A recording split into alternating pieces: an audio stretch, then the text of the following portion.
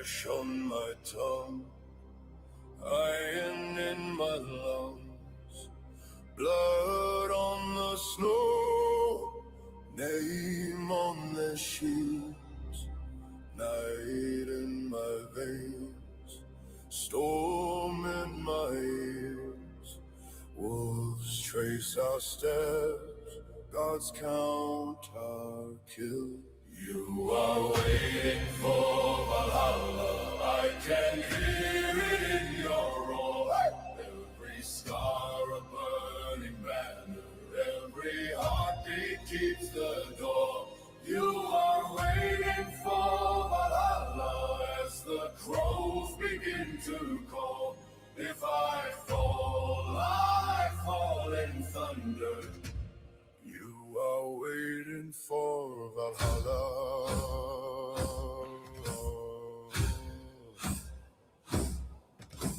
Frost on the oars, wraith like white smoke, eyes on the shore, fire in the dark, both on my tongue, salt on my clothes. If this is the end, let it leave a mark. You are waiting for Valhalla, I can hear it in your roar.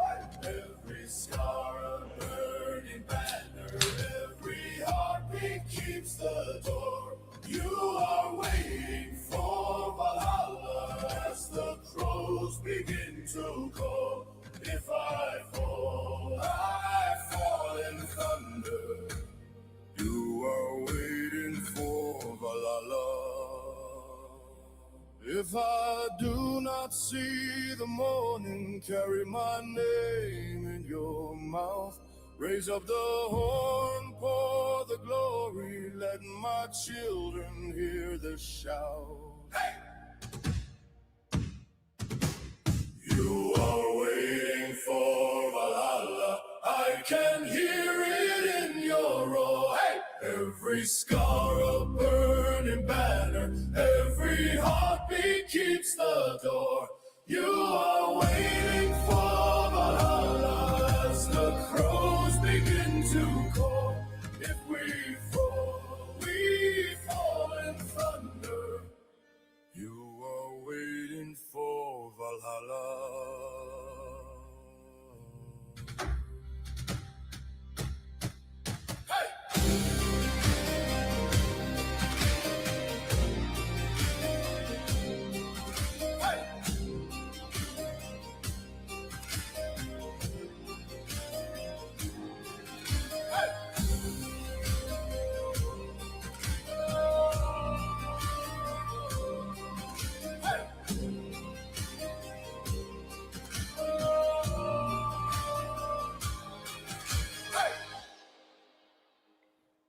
Here we go. Welcome. All right, hold on. Why do I got an echo again? Okay, hold on. There we go. You guys have an echo? Or are we good? Still working out some kinks here. Happy Tuesday, everybody. We got a big show for you tonight, talking about all of the things that have happened in the last week, and there's a lot. No echo? Good. All right, good. How's everybody doing? Where are we all tuning in from tonight? Where are we tuning in from before we get started? Let everybody funnel in here. We're going to talk a little bit about the Massey race, as we go. Wisconsin, Missouri, Wisconsin. Got some family out in Wisconsin. I've spent some time out there. Let's see, where is San Diego? Very nice. Any wild ones? Alaska. I don't. Alabama, is that what that is? All right. Hell yeah. Florida. Yeah, we're going to talk a little bit about Florida tonight. The governor race that is going on there. Excuse me. Camp Lejeune. Oof. Camp Lejeune. I've spent some time there. Moscow, Russia. Wow. Very cool. More Florida, Georgia. Pittsburgh, huh? JD starting off with a banger there. Yeah, for sure. We definitely wish that, right? We're going to talk about that race. We're going to talk a little bit about 2028. Thank you. Had to bring some. All right, my wife is making me use this right now. I got allergies, guys, and she just brought me some Visine, so stand by.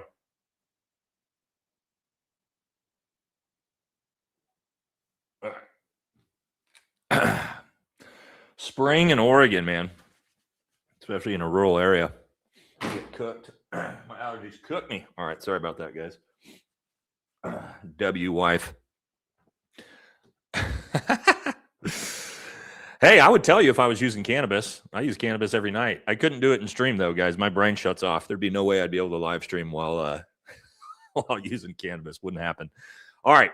First thing we're going to talk about, we're going to talk about the 2028 elections because some pretty wild developments. Sorry, my eyes are going to be red here for a second while that kicks in. Pretty wild developments. JD Vance is no longer the front runner by the somebody said oh God, and look at the profile picture too on top of it. Oh boy. Oh, somebody said, oh, hell yeah. We got the VFT hats. Hell yeah, we got more hats coming. Thanks, Andrew. Appreciate you, brother. Okay, let's talk about what we're going to talk. We got a lot to talk about. All right, first thing we're going to talk about is the 2028 election. I know it's a little bit early, but there has been a big, drastic change for the first time since I think Donald Trump took office. JD Vance is no longer the front runner on the predictive markets. Okay, I don't care about the polls, but the actual Kalshi odds, the poly market odds, etc. So we're going to talk about that, and we're going to see that MAGA has already shifted. Right, they basically have thrown JD Vance in the trash, and they have now brought in their new savior to the party, and that is Marco Rubio. Yes, they are trying to humanize Marco Rubio. Should be interesting. So that's the first thing we're going to talk about. Then we're going to talk about what's going on with the war, the economy, and we got our new independent section, and then we're going to talk about MAGA and Democrats and all that. So it should be a good one. All right, let's kick it off. Let's start talking about it. Let's work our way through the episode. We got a big episode we got to get through tonight. So as you can see here, as we kick it off, we're a little bit zoomed in. How's that? That's better, right? All right, as we see here, even on Kalshi, Marco Rubio is now the favorite to win the 2028 presidency. All right, and as we can see here by the actual Kalshi odds, as you can see, Rubio started way down here. It's in May 12th, 2025. A year ago, he was at 3%. 3%. Gavin was at 6.4. JD was all the way up at 21. JD then climbed and stayed the front runner. Let's go back to October. 32% from JD, 20% Gavin. Marco's still down to just 3%. And then you can see Marco Rubio just explodes from about March 6th, and he is now overtaken everybody. He is the official front runner based off of the predictive markets. And we can look at some other ones. Right, here's the top here. You got Rubio number 1, Vance 2, Gavin right there next to Vance now. Jumps off John Ossoff, number 4. That's actually kind of surprising. AOC at number 5. And then this is a shocker. Kamala Harris sitting in the top 6. And then, of course, even Donald Trump has a 3% shot currently. All right, so we're going to talk about Marco Rubio, and we're going to talk about the shift.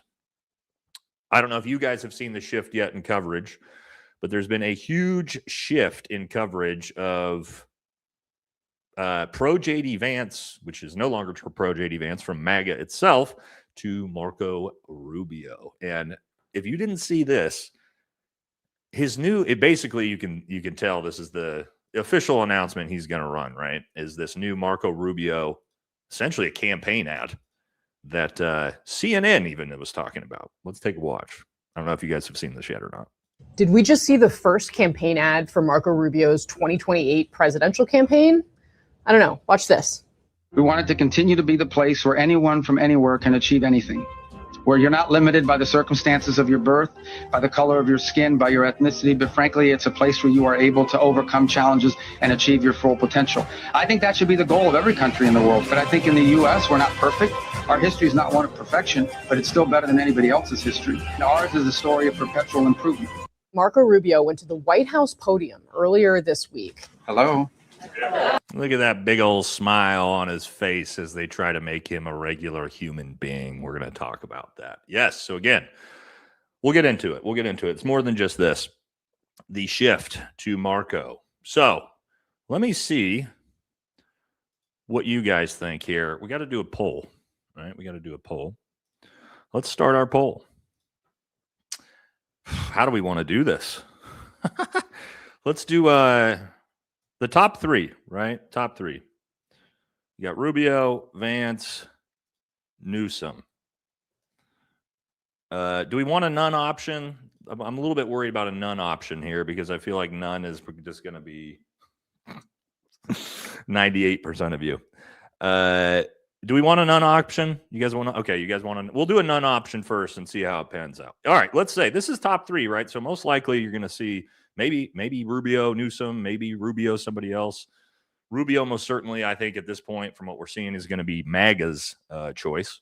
So let's see what you guys think. If you were presented today, those were your choices. Who would you prefer? Thing is, we know Donald Trump has also, well, not pivoted. We know Donald Trump hates J.D. Vance. He's always hated J.D. Vance from the very beginning. J.D. Vance is the biggest never Trumper in politics.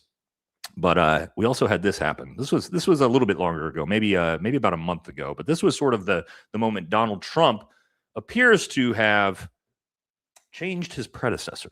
Well, we're not going to do the volume here. But as you can see, this was a big standing ovation for Marco Rubio from all of Congress and Donald Trump.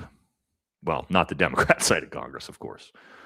That was kind of the moment when everything changed, where Marco's chances skyrocketed. All right. Let's listen to the Mooch. The Mooch has got some decent takes on this whole thing with J.D. Vance and Marco Rubio. We're going to take out Vance first. Okay, because Vance, again, I'm in Trump speak again. I am super pissed off. Shot whizzed by my ear. I picked Vance 72 hours later. I got $300 million from Thiel and Musk, and I ended up with the Manchurian candidate next to me, and I don't like the guy. And so I'm going to put him in the wood chipper, and I'm going to annihilate all Catholics because of him. Vance is complaining about this privately, by the way. And Tucker Carlson has said this to the New York Times, that this has been going on since day one. Now, to know Donald Trump is to know that for certain he's doing this to Vance. And I'm sure Vance is on the phone with his Broligarch buddy saying, WTF, guys, what did you get me into? This guy's trying to kill me. It's a full-on patricide. We're going to take out... Yeah, so we know that, right? We know, you guys, see, this is the problem with the poll. All three candidates only managed a whopping barely 25%. So we're going to redo the poll. I knew you guys would do this. I get it. You don't want any of these candidates. I don't want any of these candidates. I think they're all horrible. I would never vote for any of the three, but we have to do it now. Now you have to we got to do this way now, because, I mean, I get it, guys. I get it. But if you were forced to vote for one of the three, okay, you didn't have a choice. Gun to your head, you got to pick one of the three. All right, that's the way we're going to do the poll, so we can get a better understanding who's the least worse, I guess, is what we're going to get here. Now, again, this is my point with Rubio, as they're trying to humanize him. So he's actually been filling in for Carolyn Leavitt doing the press secretary stuff, and you could see, man, how likable is this guy? Oh, I'll be filling in for Caroline today, obviously. There's no way I can figure out who to call on. I'm just going to press right in the middle. I have two questions on two separate issues that come Do they get two questions for these? Two questions. There's a lot of people in here. Telling jokes, you know what I mean? Smiling, laughing. Yeah, we got to humanize them. Can you put name tags on? Thank you so much, Mr. Secretary. I'm winging it, guys, okay? Right there, yes. Are you guys all the TV people? Yeah. No. I'm learning. They gave me a little map. I don't know where I put it of the people here. Some of you had red X's. I'm kidding. No, that's not true. Right, you in the black. Yes, ma'am. No, right there. You both are wearing black. Thank you. She's closer. No, you don't have black. You have blue on. I'm colorblind, but I know blue and black. Right there. Yes, ma'am. No, you. The first one I called on. This is chaos, guys. Let's get to the front. These guys are going to get mad. Go ahead. I'm sorry. Hey, Kara Castano from Lynn's LTV. Thank you for taking my question today. All right, as you can see, they all love him. They all love him, guys. He's funny. He's charismatic. He's Lil Marco. He's Little Marco. Cue the applause. He's so relatable. He's just a normal guy, just like us, right? Just like us. So again, and here's another thing you'll see, right? This is by design. You guys have seen these, right? The thousands of Marco memes of Marco has got to take over Greenland. He's got to take over Iran. These are all attempts. Here's him taking over Valhalla. Like, these are all attempts to humanize him and make him more likable through meme culture, right? We're starting to see it. This is the entire point of this. And they are funny, right? They are funny. But understand when you're seeing these, and I'll show you here, they're also pushing this, right? Marco Rubio is the America First candidate. He's the America First candidate with his America First plan to bring troops home from Europe. I'm actually fine with this. I don't mind this. But again, he's the America First likable candidate, right? Because JD Vance has the personality of a wet paper towel. And so I think they've realized we got to get somebody in there, and that's going to be Marco. Now, let's take a look. The pundits, the MAGA pundits, have all jumped in too and abandoned JD. If you were to bet on horses from the Republican and the Democratic Party in 28, who would you pick and why? I could see a world where JD Vance decides, based on the outcome of the midterm elections and his own approval ratings, to forego a run entirely because he. Now, listen to that. Ben Shapiro coming out and saying that he thinks JD Vance will forego running completely because his poll numbers are bad. I've been saying that to you guys, right? I've been saying that for weeks, that I thought JD wouldn't even run. This was before Marco pulled ahead, right? You guys remember me saying that? That I've thought this the entire time, that JD Vance wouldn't be popular enough unless he became Mr. President, right? Through Trump passing away or the 25th Amendment of some sort. He feels like 2028 is sort of a poison chalice. I think that if you were to ballpark it right now, you'd have to say that Vance is obviously the favorite for the nomination, because until the president withdraws his support for the vice president, he's still considered the sort of heir apparent. And so if you're betting on the nomination in this moment right now, based on best available information, you'd still put your money. Except for not today, right? Because everything just swapped. But again, you're starting to see it. Here's another one. Asmongold. Let's see what he's got to say about old Marco. Lebanese armed forces and the Lebanese government, not just with the willingness, but with the capability to begin to challenge Hezbollah and disarm them. Because the Lebanese people are also victims of Hezbollah. Oh, thank And God. by the way, on the topic of Hezbollah in Lebanon, who is behind Hezbollah? Why do they exist? They're an agent of Iran. Listen to these Fox News talking points, huh? If you go through that Middle East and you identify every problem, Hamas, Hezbollah, to some extent the Houthis, obviously, and others, and behind every one of these groups is Tehran, Lebanese armed forces. And as you can see, Asmongold said, I am 100% on Team Marco for 2028 after watching this press briefing. Okay, there's some more. Who else? We got more. Check this out.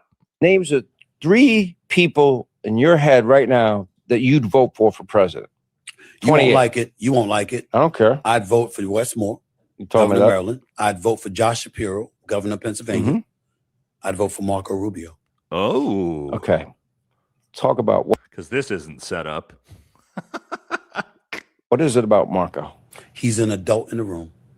There is no questioning his qualifications if for the job. If it's Marco and anyone other than Wes and Josh, you vote for Marco over the Democrat? Yes. Over Newsom? Yes. Over Kamala? Yes. Wow. I'd vote for Marco Rubio over anybody that's out there right now other than Wes Moore or Josh Shapiro. Names of... All right, so there you go. You got Stephen A. Smith on Fox News talking up Marco. You got the MAGA pundits all switching over to Marco.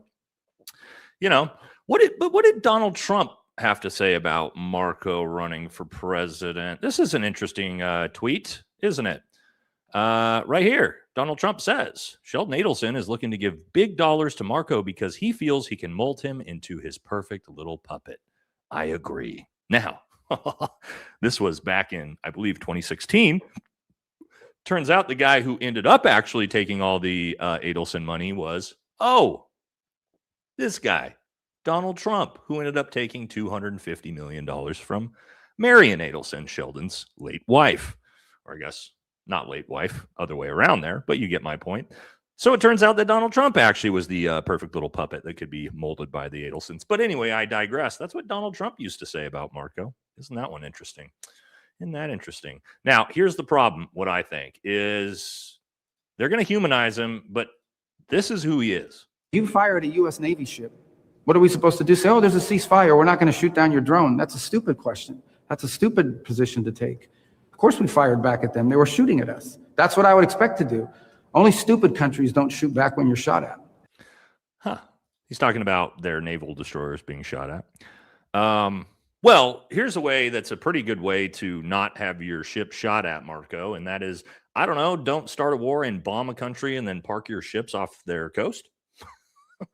Maybe they won't shoot at your ships. But anyway, he's going to have to somehow distance himself from the disaster that is this war. Operation is over. Epic Fury, as the president notified Congress, we're done with that stage of it. Okay, we're now on to this project of freedom. The operation, Epic Fury, is concluded. We achieved the objectives of that operation. I'm not going to, we're not cheering for an additional. What were the objectives? The Operation Epic Fury is the war itself, right? He said we achieved all our objectives. I'm confused. I am not aware we achieved any objectives. I'm not even sure what those objectives are at the moment. Do you guys remember of what objectives did we achieve in Iran? Or we could even announce what they were? Iran can never have a nuclear weapon. Well, we haven't achieved that. We have to regime change, not achieved. Opening the Strait of Hormuz, not achieved. I'm not really sure what the achievements here are.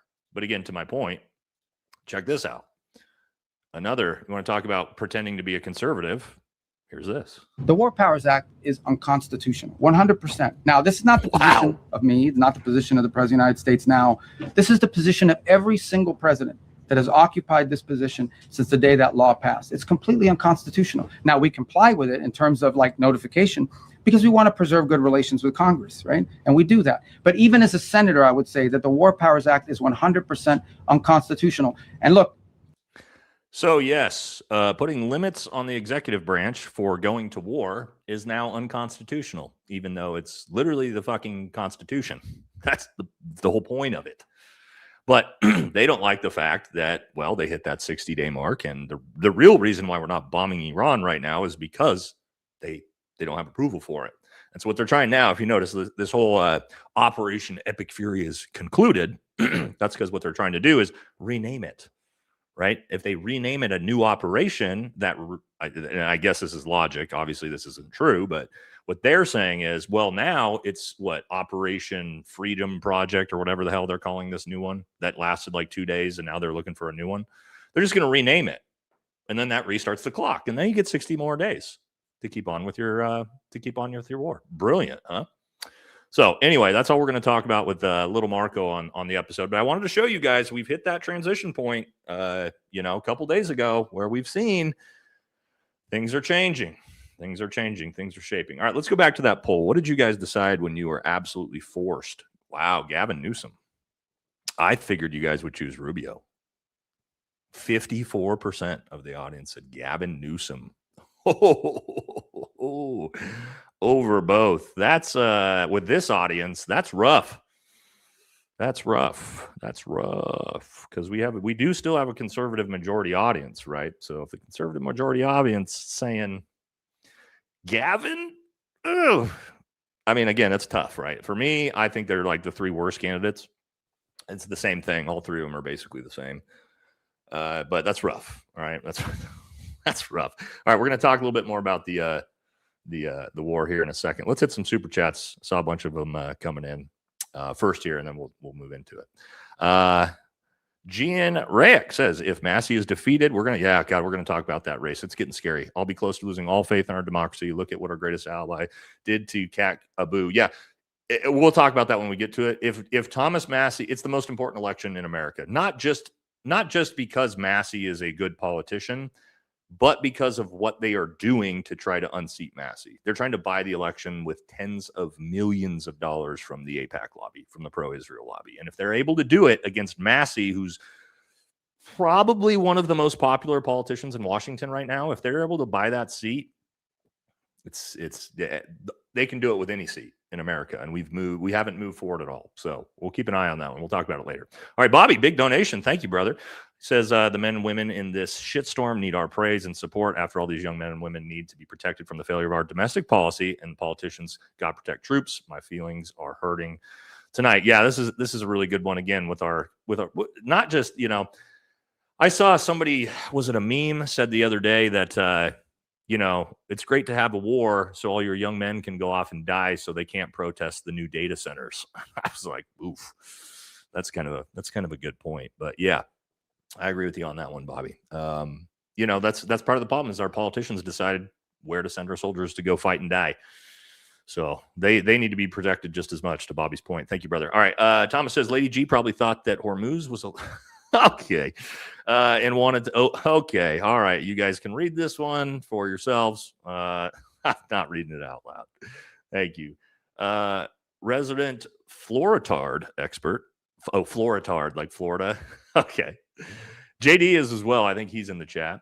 Do you have pistol fundamentals on Patreon? We do have some. We do have some over there. Yeah, we're going to be doing a lot more now that I have my gun range built. Yep, we're going to be doing a lot of that stuff over there. But we do have some over there already, yeah. If you could go back to your last combat deployment and take one member of the fellowship, who are you taking and why? Aragorn, obviously. He's the ultimate man's man. He's the perfect example. He's the perfect example of traditional masculinity, all those things. And, I mean, he's a beast, right? So, yeah, I go with Aragorn on that one for sure. All right, two more. Let's jump back in. They should call. Yes, well, they do kind of at this point. All right, last one. Didi says, word of advice from anybody from Florida, don't ever vote for someone that was raised or born here. Marco DeSantis, Fishback, Gates, etc. Yeah, we're going to talk about that governor race here tonight. Did you see Jesse on Fire threaten to dox Bubba for exposing Dubs? Look, I know about this story, obviously, because, that's my crew. I'm not aware of this, of him threatening to dox Bubba. But I am aware of the beef and what's going on. So I'm not going to talk about it. I'm not in the American Thor realm right now. So I'm not like totally caught up on it, but I am aware of what's going on. Okay, let's jump back in. Let's keep moving. Let's talk a little bit about the conflict. All right, so poll said 80% of Americans think Donald Trump started this war to divert focus from the Big E files. And that's going to be our next poll for the night, ladies and gentlemen. We're going to ask this audience the same question because I actually think that's a little low. Did Trump start Iran as a Epstein distraction? I honestly think that's a little low.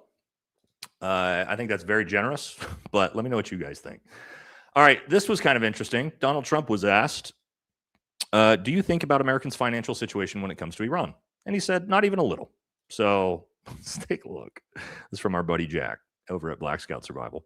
Mr. President, to what extent are Americans' financial situations motivating you to make a deal? Not even a little bit. The only thing that matters when I'm talking about Iran, they can't have a nuclear weapon. I don't think about Americans' financial situation. I don't think about anybody. I think about one thing. We cannot let Iran have a nuclear weapon. That's all. You hear that? I don't think about the American people. I don't think about their economic situation. Doesn't matter to me. All I care about is that they can't have a nuke. So that's the president, by the way, just saying it out loud. Couldn't give a shit less about gas prices. Couldn't give a shit less about the economy. Nope. None of that matters to him, right? He's just posting stuff like this. Wow, study this chart. Look at this. Donald Trump doesn't know how time works. When comparing the length of wars that are historical and are over to a war that is current and ongoing is retarded, by the way. This is Because you know why? You could have done the same thing at the 6-week mark in the Afghanistan war. You could have said, this has only been 6 weeks. And it turned out to be the longest one, right? So the idea that, and also this was a while back because we're at about 11 weeks now. But again, my point being, comparing historical wars to a war that is current ongoing from how long they lasted, not the smartest way to do it at all. Then there's this. Tucker Carlson came out the other day. We showed this in the episode yesterday. Said Tucker said he told Trump that Bibi is pushing him into the war for our greatest ally because he hates him. Trump responded, I know. Now, isn't that interesting? Donald Trump knows all these people hate him. He knows Bibi hates him. He knows our greatest ally hates him. And he's still doing their bidding for them anyway. Now, why in the world would you do the bidding of people that hate you and you know that they hate you? Especially when you're the president of the United States, the most powerful position in the world. You don't owe anybody anything. And you're still doing the bidding of people that you know hate your guts. I wonder why, guys. I wonder why.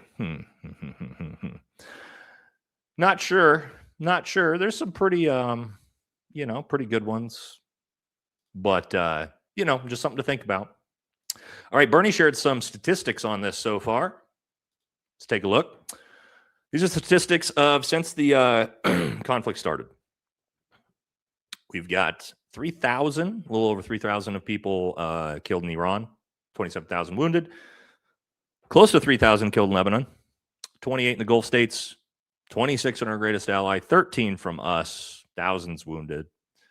So that's good, right? And here's the actual numbers, as you can see, where they are and where they happened. So, and that doesn't even count this place. So that's good, right? It's all worth it, though. It's all worth it, I'm sure. Okay, we actually got Iran's official, proposal for ending the war. Here's what it includes. Now, you'll notice it does not include anything about uranium and a nuclear deal. I'll talk about that here in a second. So Iran's new proposal is that the United States must remove all sanctions, all economic sanctions. You have to end the naval blockade. You have to unfreeze all of the Iranian funds, right? So give the money back to them that we've essentially frozen through sanctions. They retain full control of the Strait of Hormuz, complete ceasefire in Lebanon. That's their points. I don't think, whatever, like if we could agree to that at this point, it seems like a pretty fair deal. Pretty fair deal, I think. What you notice there is that there's no talk about the uranium or the nuclear projects because Iran has said that is not even on the table for discussion until peace is completely achieved. So Iran has said, we won't even fucking talk to you about a peace deal if you include anything about taking our uranium. They were now at the point we have to agree to all of that before there's even a discussion about that.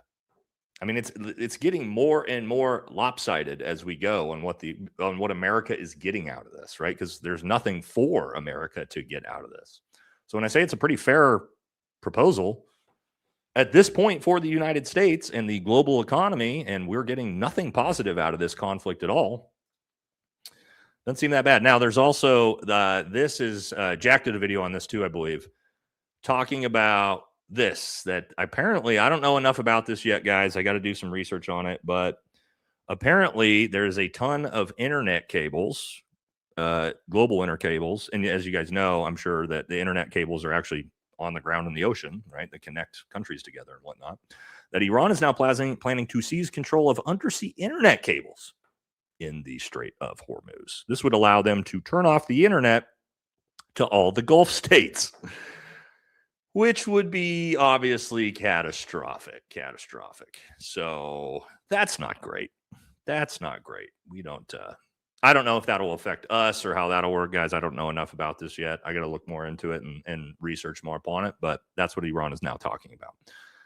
All right. We had a good quote from Joe Kent. recently came out and said the neocons are using the nuclear threat in an attempt to shut down anyone pointing out how poorly the war is going and its effect on the American people because there is actually no justification for this foolish war. Nailed it. Pretty much nailed it. To the T. Great quote there. Now, check this out. If you guys don't follow the Patriotic Blonde, she's got a fantastic page. You guys know I use a lot of her stuff. She dug this up. Check this out. So she laughs and says, I'm never deleting this. This is a X post by Donald Trump Jr. that says, remember when they said Trump would get us into a full-blown war with Iran? Times like these should make us all realize how lucky we are to have Trump, his strength, and his resolve. And then readers added context. Trump got us into a war with Iran. Wow, man, these tweets didn't age well, huh? Didn't age well. Okay, let's take a look at one. We got another one from Anna here. The United States and Israeli intelligence have now officially concluded that the Iran war will not, N-O-T, not lead to regime change. Whoa, who told you guys that 11 weeks ago when this first started? Crazy. I'm not talking down to Anna at all, obviously. I'm just talking about how obvious that was from the beginning. But now at least the actual American government is admitting it. Which is exactly what Charlie Kirk had predicted prior to his passing. Here he is less than a year ago. If, this is a big if bombing Fordo can't permanently destroy the nuclear program, will advocates of a limited intervention pivot to immediately demanding a full regime change war? Because a lot of people are calling for regime change right now. Lindsey Graham, James Lankford, Tom Tillis. Notice the date here. We'll talk about that here at the end. What does that even look like? Here's a big one, because you better believe the intel community has done this. They run these war games. One of the most important questions that we deserve an answer to: what are the refugee estimates of such regime change? Isn't it weird how TPUSA and Erica Kirk keep coming out and saying that Charlie would have been super supportive of this war? Isn't it funny how they keep saying that? And then we watch these clips. It's a little bit different, isn't it? 1 million? 5 million? It was 6 million in Syria. Who is most likely to take power next? If the Ayatollah is taken out, who's the front runner? Who's the his son, obviously. Kalshi poly market odds-on favorite for being the successor to the Ayatollah? What do we know about him? Is he more moderate? Is he younger? Is he more religious? Yep. Is he more radical? Yep. It's Mojtaba Khamenei. Mojtaba. All right. Charlie's struggling a little bit there pronouncing the name. But point being here, we can't change the regime. And if we can't change the regime, we can't really do anything, because that's really the hinge point to do all this. We can't pull the uranium out there without changing the regime, right? We're not going to reopen the strait without rechanging the regime. All of the only thing that could lead to success for the United States is regime change. And the only way you're going to do that is full-scale ground invasion, and you're going to lose hundreds of thousands of American soldiers, by the way. And then millions and millions and millions of Iranians. And for what? To put Raza Pahlavi in there so that they can overthrow him 3 years later, just like they did his dad? Doesn't seem like a great choice, huh? Charlie knew that. But again, just a lot of people that have a lot of good takes. Excuse me. Let's listen to John Kirkrow talk about this. What do you make of U.S. foreign policy right now? A complete and utter disaster. Yep. I've never seen an administration that works so hard to offend and alienate our friends. Threatening to invade Canada? That's an act of war. Canada is not just a NATO country, but it's a Five Eyes country. Five Eyes being the US, the UK, Canada, Australia, and New Zealand, the closest alliance in the entire world. And what, we're going to send an army to Canada and overthrow them? It doesn't make any sense. Even if you're joking, why would you even joke like that out loud? We don't coordinate with our European allies. We're threatening to invade Panama, to take the Panama Canal. and Cuba and Greenland, to his point. And who else? Venezuela, the Middle East, et cetera, et cetera, et cetera. Now, one final one when we talk about this. Talking about, this was from the interview with Tucker, about why Trump did this. He explained to you why he wanted to take the country into war? He would begin almost every conversation with, do you want Iran to have a nuclear weapon? To which I said, well, I don't want anyone to have a nuclear weapon. It doesn't seem like a good thing. But that's not the question. The question is, what do you do about it? And I would say, well, here are the potential effects of this. Obviously, the geography of Iran. Iran is not a military power. It's an economic power. That was obvious because it controls the greatest span of coastline along the Persian Gulf, which is the source of a fifth of the world's energy, et cetera. All well known now and well known to him then. And he, I think, perfectly understood the consequences. Why was he taking your calls then? I mean, was he trying to convince you to back the war? No, he made no effort to convince me at all, other than to say, it's going to be all right. Everything's going to be okay. He knew, and I know he knew because I talked to him about it directly, that the consequences were profound and profoundly bad. The end of his presidency to start, which I think it has proven to be, he knew that because I was getting overwrought. Don't do this. The people pushing you to do this hate you. They're your enemies. This will destroy you. This will gravely harm our country. We've got kids. I'm hoping for grandkids. Let's not go there. And he said, it's going to be all right. Well, imagine that. Trump knew. He knew how bad it would be. He knew it would destroy the global economy. He knew we'd get nothing out of it. And he did it anyway. I wonder why. I wonder why he would do this. And again, it has nothing to do with being told to do this by a foreign nation and willingly doing it because most likely they have extreme blackmail and dirt on him. I think we're all probably understanding that at this point. Excuse me. Okay. Let me get back. I was going to look at the last poll here. What did we do? Did Trump start the war as an Epstein distraction? 85% of you said yes. 25% no, or 15% said no. That's a higher percentage than the poll we looked at. Kind of surprising that still 15% said no. That you guys don't think. What and why did he do it? Why did he do it? That would be my question. If you don't believe he did it because he needed a distraction from the files, why did he do it? Because as he said there, he knew how bad it would be and none of it made sense. Anyway, we'll get more to that. We're going to talk about the economy next because obviously the economy is being heavily affected. Let's do a couple super chats before we jump into the economy here. And then we'll talk about it. A lot of it's obviously tied to what we just talked about. JD for not making president. Jocko Faze, good. Yeah, at least we got rid of one of them. Hopefully we get rid of, if we can get rid of Palantir and Peter Thiel's little minion, that's pretty good. Damon with a big $100 donation says, you and JD delay for 2028. I don't think we have that. JD, oh, wait, yeah. Here's the thing. Actually, I just thought about this. I was going to say, I don't know if a felon can run for president, but Donald Trump's got 36 of them. So JD could run, dude. Excuse me. JD could run. He'd actually be able to overtake Trump for the most felonies for the president. You know what I mean? What?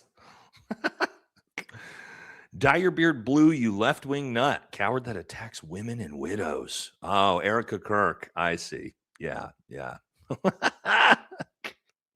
Okay. Oh, boy. Yeah. I wonder. Don't know what you're doing here.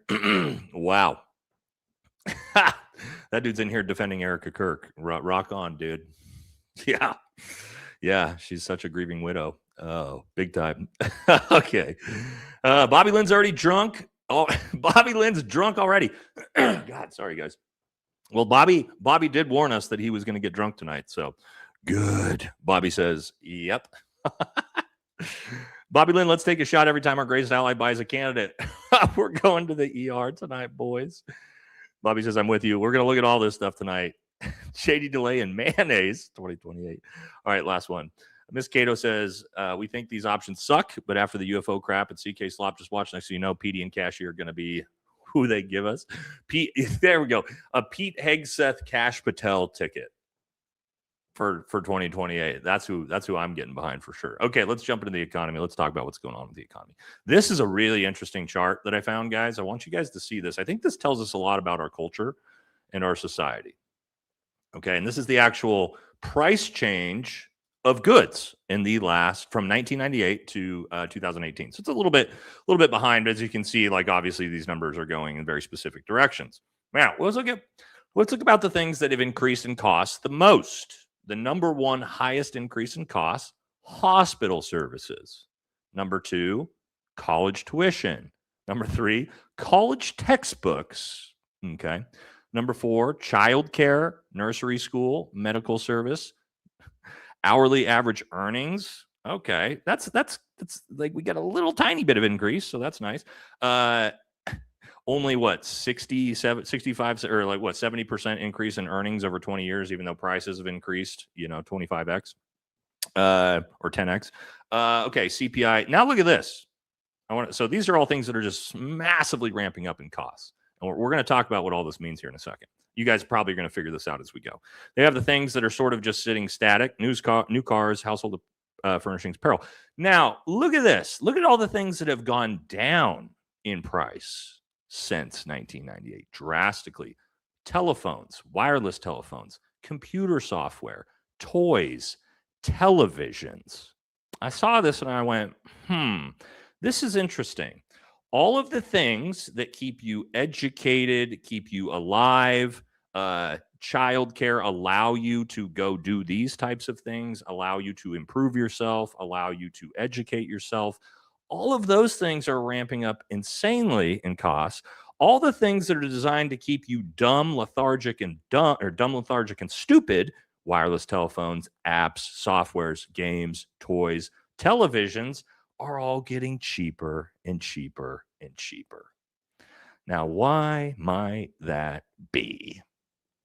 Well, the way I look at that is that we are literally designing our economy to make people dumber and dumber and dumber, make them good little consumers, sitting in their homes, taking in all the goy slop, right?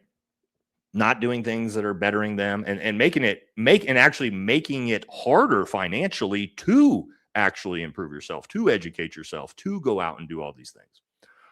It's pretty, when you look at the actual metrics of that, it's by design. It's on purpose, which, kind of makes sense. They want us dumb, right? Here's another one that's kind of crazy to think about. Check this out. If you make under $66 an hour, you're making less than minimum wage was in 1970 via purchasing power. You have to make in 2026 $66 an hour to match what minimum wage was in 1970. Oh, who here is making $70 an hour? $70 an hour. That's wild. That's the same standard of living that our, let's say, parents had in 1970. At a minimum wage job, by the way. You got to make that much. Now, I wanted to show this. This was also to the point we made earlier about how Donald Trump said he doesn't care about the people. He doesn't care about the economy. Check this out. We'll have a nuclear weapon. They'll use it. We can't. I also thought oil would go up to 200, 250, maybe 300. And I knew it would be short term, but I thought it would go. I looked today, it's like at 102. He thought oil was going to go upwards as high as $300 a barrel. Do you guys know there would be no global economy, by the way? Gas would be $20 a gallon. Diesel would be $30 a gallon. And it is me just spitting numbers off the top of my head. But you'd be looking at $20 to $30 a gallon of gas, fertilizer, all of these things. That's what he thought was going to happen. That's what he thought was going to happen, and he still did it. He thought this was going to destroy the world, and he still chose to do it. He just literally admitted it. Hey, I know this is going to destroy the entire world, but let's do it. Because I don't give a shit about the American people or the economy. Why would you admit that? Why would you come out and admit that? I don't know. But, whoops. We got this. Remember those Doge checks? Remember these? President Trump, when did I promise $2,000 tariff checks to Americans? I don't remember doing that. Well, what's this? What's this tweet? People that are against tariffs are fools. We are now the richest, most respected country in the world with almost no inflation, a record stock market price. 401ks are the highest ever. We are taking trillions of dollars and will soon begin paying down our enormous debt, $37 trillion. Record investment in the United States. Plants, factories are going all up. A dividend of at least $2,000 a person, not including high-income people, will be paid to everyone. Womp, womp, womp, womp. Oh, fell for it again, huh? Fell for it again. Now, I do love this one too, right? Also, God, you guys thought, right? When I use those oily, crazy pictures of him where his face is all fucked up, you guys thought those were AI. They're not AI. I pulled them straight from press conferences like this. What is going on, dude? Just greasy, bro. As president, I make $2 million over 4 years, $2.5 million. I waived it. Oh, wow. I'm the only president that ever waived it. Yes, he waived his $2 million salary over 4 years. Keep in mind, his family has made nearly $6 billion just in this term. I'll tell you guys this. I personally would give up a $2 million in 4-year salary if I could increase my net worth by $4.5 billion in a year and a half. Me, I would. Would you guys? Would you guys all be willing to do that? Would you guys all be willing to be as just as wonderful as Donald Trump and taking that deal? Thank God we got a president like that. That's just, willing to not take a salary, but then also having his net worth increased by $4.5 billion. Here's another one. Remember, like, just, it's amazing how many things. Doge, right? No, Doge doesn't exist anymore. All the things we were being promised. You guys remember this? Remember Alligator Alcatraz? Remember this one?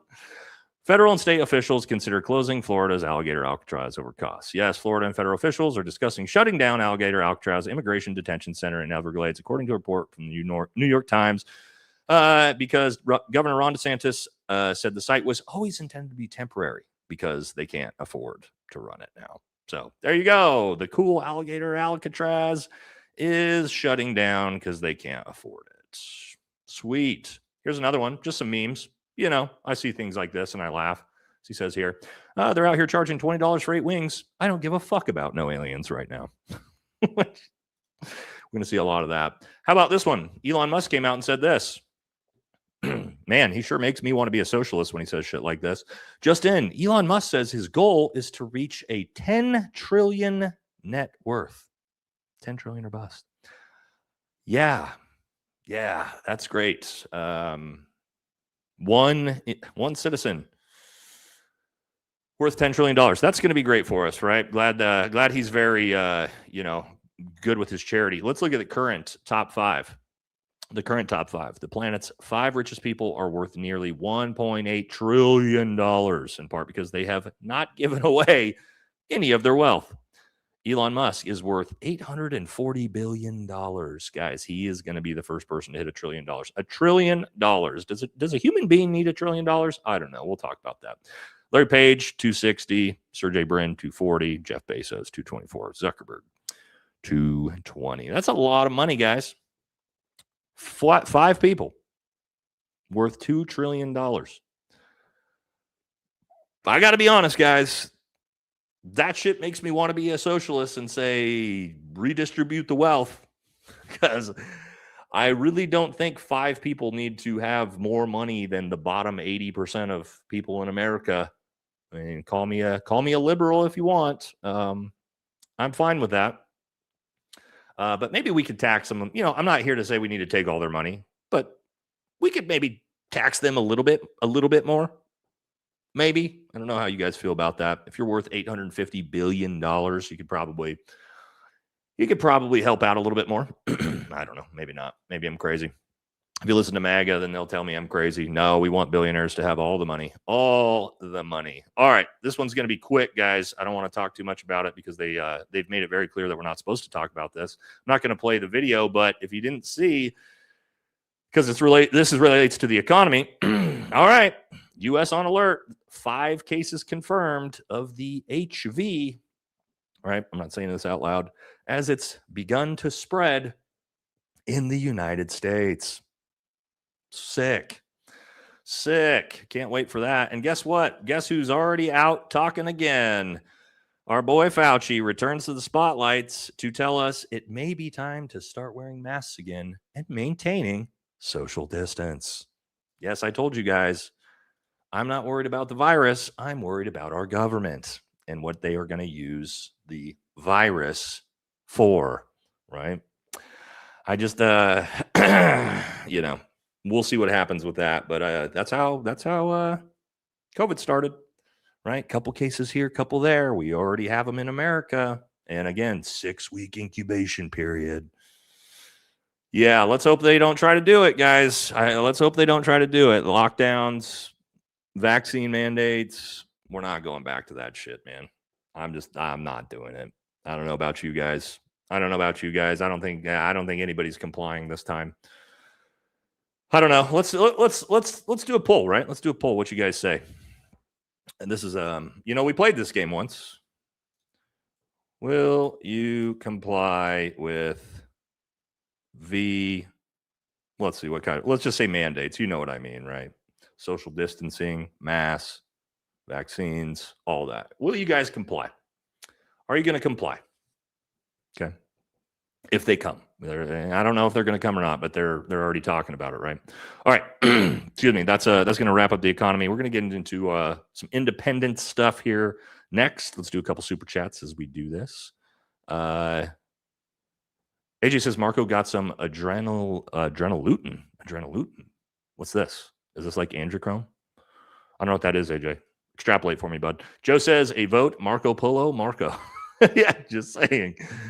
Is Erica now chasing Marco? Oh, don't be mean to her. Hey, that guy in the chat doesn't like that. He's gonna call you little blue-haired liberal if you make fun of her. Don't do it. So on chat, Ben Shapipu. Good. All right, Brian, thank you. All right, a couple more. We'll jump back into it. Corey, what's up, brother? Hit the like button and comment. I'm helping the channel. Always helps, brother. As always, brother, killing it with the comedy, content, and information. One of the best level-headed takes on the market. We appreciate you and the work you do. Ahua, thank you, man. That's very, very kind of you. Very, very nice words from you, brother. I appreciate you, man. Thanks for always being here. All right, 2 more. Let's jump back into it. I'm so tired of at Goldstein. What's Kyle Kalinski's got like Asman Kampf. Is that what he calls? Is that what he calls him? Which doesn't actually really make sense because he's MAGA, and I think it's a little bit silly when we call MAGA Nazis because that's not who they're simping for. But anyway, Frobro says Rubio was trash when he was Florida representative. He used political funds to pay for home improvements. Currently supports getting rid of birthright citizenship. Yep, wouldn't be shocked. All right, last one. Whale Smith with a nice little picture of a little whale there. Voting appears to be a homosexual act. Okay. Nick Fuentes wants us to switch to gender roles if in the end it all feels gay. In the end, it still feels gay. Is voting's gay now? Okay. That's the new one for me. I hadn't heard, but learning something new every day. Okay. Let's jump into a little bit of independent politics. Independent politics. All right. Here's one I saw I really liked. And let's take a watch right here. She says, when the liberal on antidepressants with 5 mental illnesses tells me how great their ideology is. Think about the days when we sat down smoking wine and drinking it. How the fuck are there still people that think right versus left is a thing?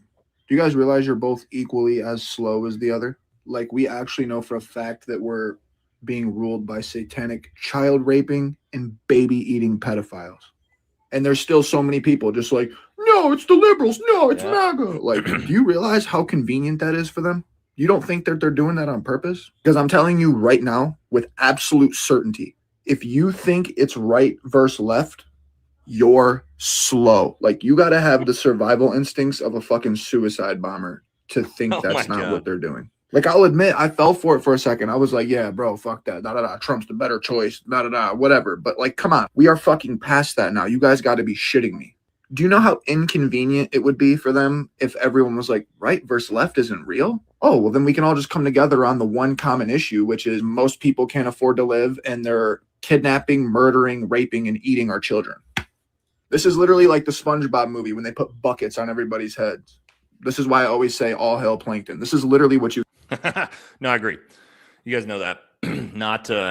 Not a fan of the right-left divide, obviously, on this channel. I think it's dumb to begin with. I think it's entirely artificially designed to keeping us all attacking each other rather than focusing on us being raped by the elite apparatus and our government and everybody in Congress and the military-industrial complex and the bankers and everything else. So, yeah, it's a great tool for keeping us distracted and fighting each other. That's why every time I see both sides, left versus right, here we go. It's like, okay, well, if you think it's crazy to me because it's like, do you realize in your own neighborhood, like not necessarily half, depends on where you live, right? Or you live in Texas or you live in, San Diego, it might be different, but your neighborhood is completely full of people for all the way across the political spectrum that you live with day to day that are, raising their kids, trying to have a good life, caring about affordability, right? So the idea that if you're a Republican, the Democrats are the big evil, or if as a Democrat that the Republicans are the big evil, it's just, that ain't it, guys. I don't know how we ever get that across mass scale, but again, it's by design, right? They want us hating each other. Okay, here's another one. This is interesting. I talked about this before, how I thought maybe the Senate may not go Democrat because, again, the numbers are it's going to be a lot harder for Democrats to get across the line with the elections. Yeah, just one of them's fine. Thanks. But it says here, this is the poly market odds. Now, keep in mind, Democrats have come from way behind here, by the way, right? They were down to almost, 20% chance.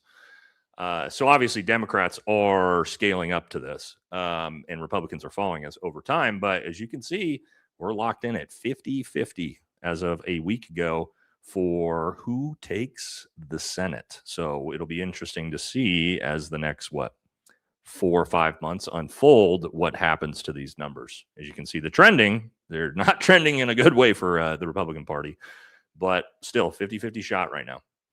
I didn't know where to put this one in the show, so I just figured I'd throw it in here. And Allard Richardson, who's an absolute stud, just watched him beat up his neighbor for being a piece of shit and attacking him on a motorcycle. Seems like a good dude. I don't know enough about him, but as he said here, Trump is an artist and a con man. So there's that. And he says, yeah, and yet the entire Christian church seems to treat him like he's their poster child, and it's unreal. I don't understand it. I don't understand it either, Alan. I don't understand it either. I don't know,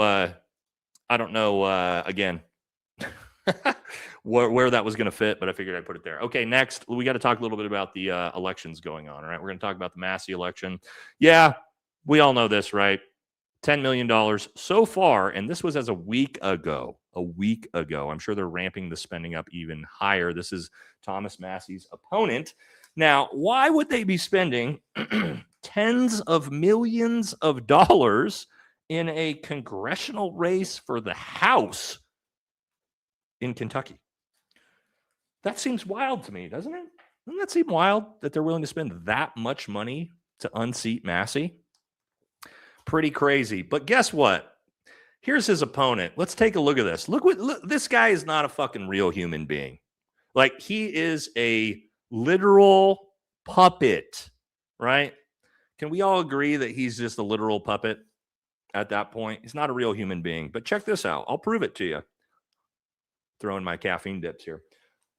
He posted this on his own Instagram 3 days ago. Check this out. Ed Galrain posted this. Let's read this. Notice this. Ed Galrain for Congress.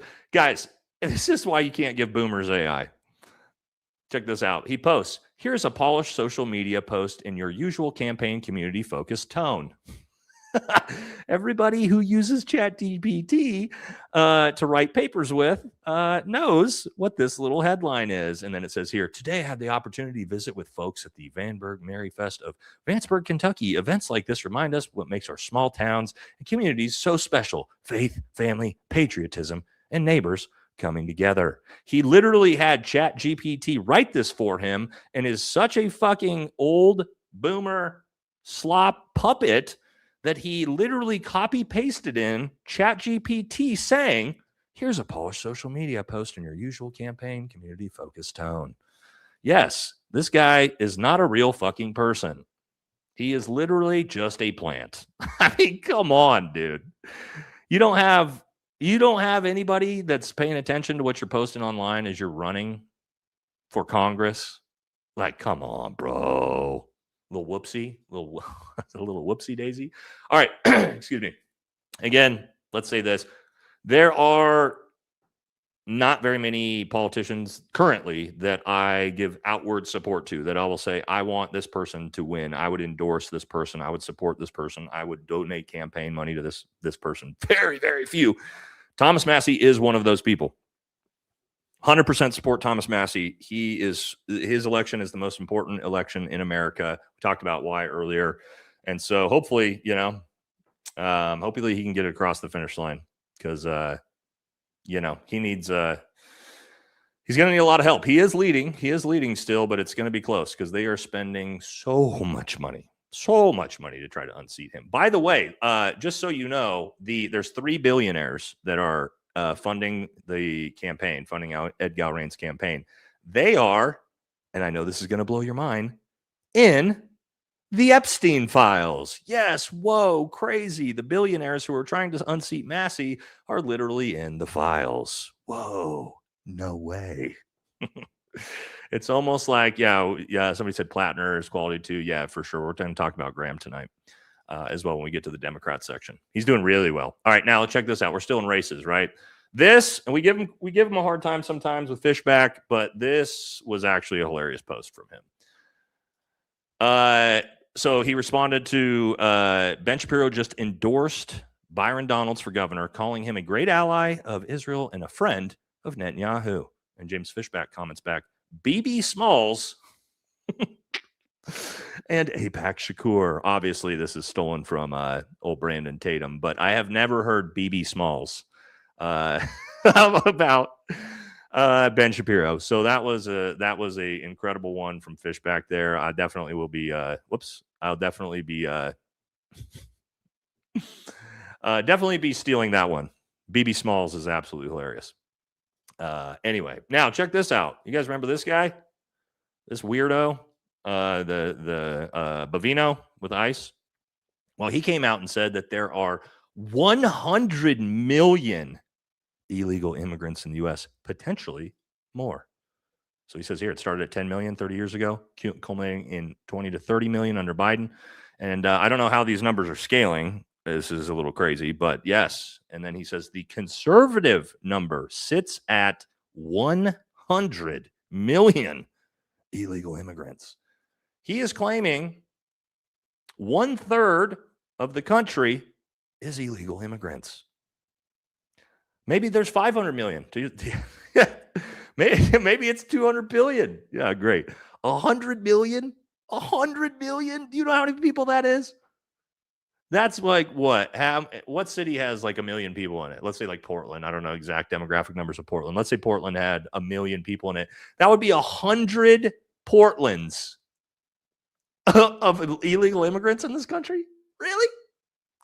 Look, maybe he was, he was with ICE. Maybe he has the numbers. I just, I don't know, guys. I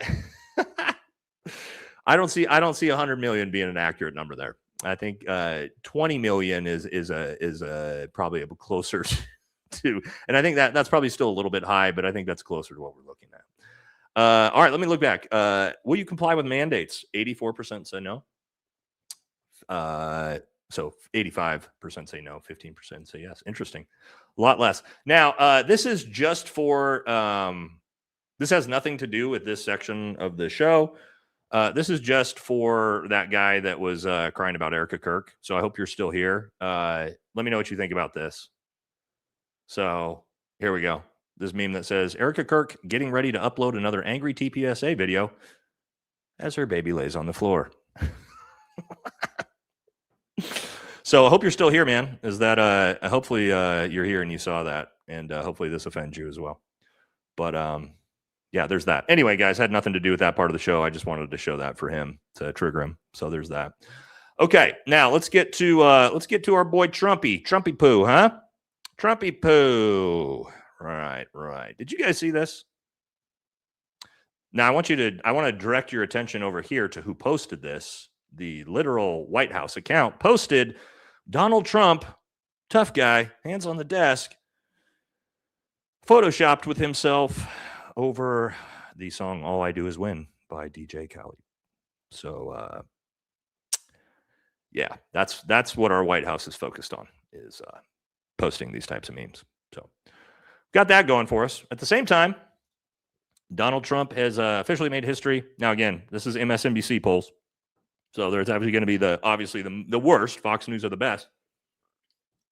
But according to MSNBC polls, Donald Trump is sitting at a 23% approval rating. That's pretty low. Again, MSNBC, it's going to be a little bit lower. But even on Fox News, I think he's at 32%. 32% approval rating on Fox News now. So, I mean, he's breaking records at least. Now, I don't know if you guys saw this. This reporter is the first real reporter I've seen in years. Watch this guy. Mr. President, after 3.5 years, do you regret it all the lying you've done to the American people? All the what? All the lying, all the dishonesties. That who has done? You have done. Tens of Yeah, thousands. go ahead, please. Go ahead. I wanted to ask about payroll tax. And they just switch. Oh my gosh. That's a based reporter right there. Based reporter. Mr. President, do you regret all the lying you've done to the American people? Who's done? You, dude. And then he just goes, yeah, I'm going to call in this guy over here.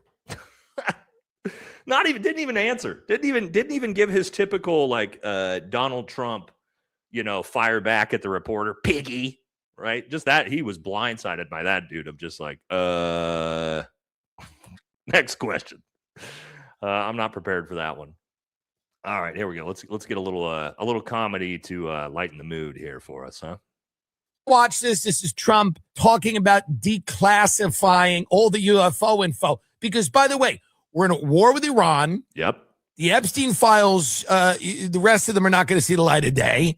Nope. There's going to be no prosecutions. Gas prices are dramatically rising. The cost of food is rising. Everything's going up. And the last thing that they have here is to basically go, and there's alien bases under the water. There's aliens maybe in the center of the earth that are interdimensional beings that maybe they come get you in the middle of the night. Stop bothering us about this war. Here we are, President Trump. Well, I think we're going to be releasing as much as we can. They want to find out about the UFOs and anything having to do with UFO. By the way, they're putting it all out in a week. Their goal is for you to have a nervous breakdown. The best case scenario here is that you have a nervous breakdown and are taken out of a Trader Joe's in a stretcher. This underscores the need for a ballroom with the many subterranean layers and a command center as well. Here he is talking about the ballroom. I'm building a safe ballroom. And this has bulletproof glass. This has, this is the highest level of security. It's a secure ballroom. Also, there's aliens that are going to kill you tonight. Do you see how it all works? And you're supposed to not go insane. We have interdimensional time traveler demons, but the ballroom is secure because there's bulletproof glass. You see? Doesn't it all make sense? Doesn't it all add up to anyone? Can we watch this? Okay. Oh, God, I love Tim Dillon. All right. We got a poll up, guys. Do you care about the aliens that Tim just mentioned? Do you care about the aliens? Do you give a shit? I've got a meme right here to follow this one up.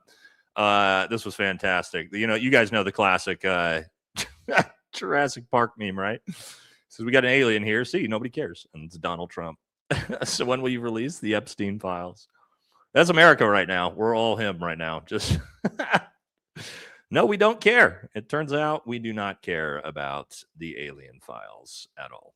Yeah, it's funny how that works. Now, this next one I'm going to show you the audacity of this fucking guy to think that he is even anywhere in the discussion. Trump has said he wants Americans to view his legacy similar to John F. Kennedy, which is one of the, if not the most popular president in American history. Bipartisan, by the way. Bipartisan, one of the most popular presidents in American history. Donald Trump wants to go down in the same conversation as John F. Kennedy. What do you guys think? Yeah, I don't think so. Because again, to Tim Dillon's point, we're a little bit too busy. Yeah, you got to do things for the American people like John F. Kennedy did. And this is what we're focused on. Donating a $400 million ballroom, and I'm paying for it. I'm paying for it. The country's not. Myself and donors are giving them free of charge for nothing. We did this I didn't realize how long he's been talking about this ballroom. He's been talking about this ballroom since what? What was that? Like, well, almost a year he's been talking about this fucking ballroom? No charge to the taxpayer whatsoever. Rich people and people are putting up the money. Zero taxpayer dollars. I think it'll cost $250 million, and it will be, I think, the finest. It's about $300 million, approximately $400 million. This keeps I think going I'll up. do it for less, but it's 400. I should do it for less. I will do it for less, but just in case I say 400, we donate. Yeah, that's great. And who's going to pay for it? Who's going to pay for it? Repeatedly said that taxpayers would not pay for the ballroom at the White House. Why should taxpayers now be on the hook for $1 billion? Well, they're not, because that's for many other projects. That's for projects having to do with safety in a certain section of the White House grounds. That's not all for the ballroom. And we're putting up $400 million to do the ballroom section of the ballroom. We are putting that up privately. No, they're not privately, by the way, but that's the $1 billion is for other safety projects on the White House grounds. Yeah. No, not the ballroom. So the taxpayers are going to pay $1 billion for some safety projects, but the ballroom's not part of that. And of course, nobody's paying for it but the taxpayers, it turns out. Let's talk about the ballroom, huh? All right. This was actually hilarious from this comedian. Watch this. Donald Trump is building a ballroom. All I have to say about that is gay. It's the gayest thing a president has ever done. Just look at the White House and be like, I need more room for dancing. But sir, where are we going to put it? I don't know, kick my wife out. I just want a salsa. Donald Trump is building. It's super gay. It's super gay. Not that there's anything wrong with being gay, but like, come on, man. Like you're hyper focused on this ballroom. That's pretty wild. All right, what else has Trump said this week? He came out and said this one, driving everybody crazy, where he said, "In this way, when I get out of office 8 to 9 years from now, I'll be able to use it myself." When he's talking, I believe this was about the ballroom, right? I get out of office in, let's say, 8 or 9 years from now. I'll be able to use it. I'll be able to use it myself. There you go. So great. I'm not sure what the plans are. You know, every time he says this, it used to be funny, like ha ha ha ha. But he's never actually going to try to stay in office. I don't know. I think he's going to do it. I think he fully intends.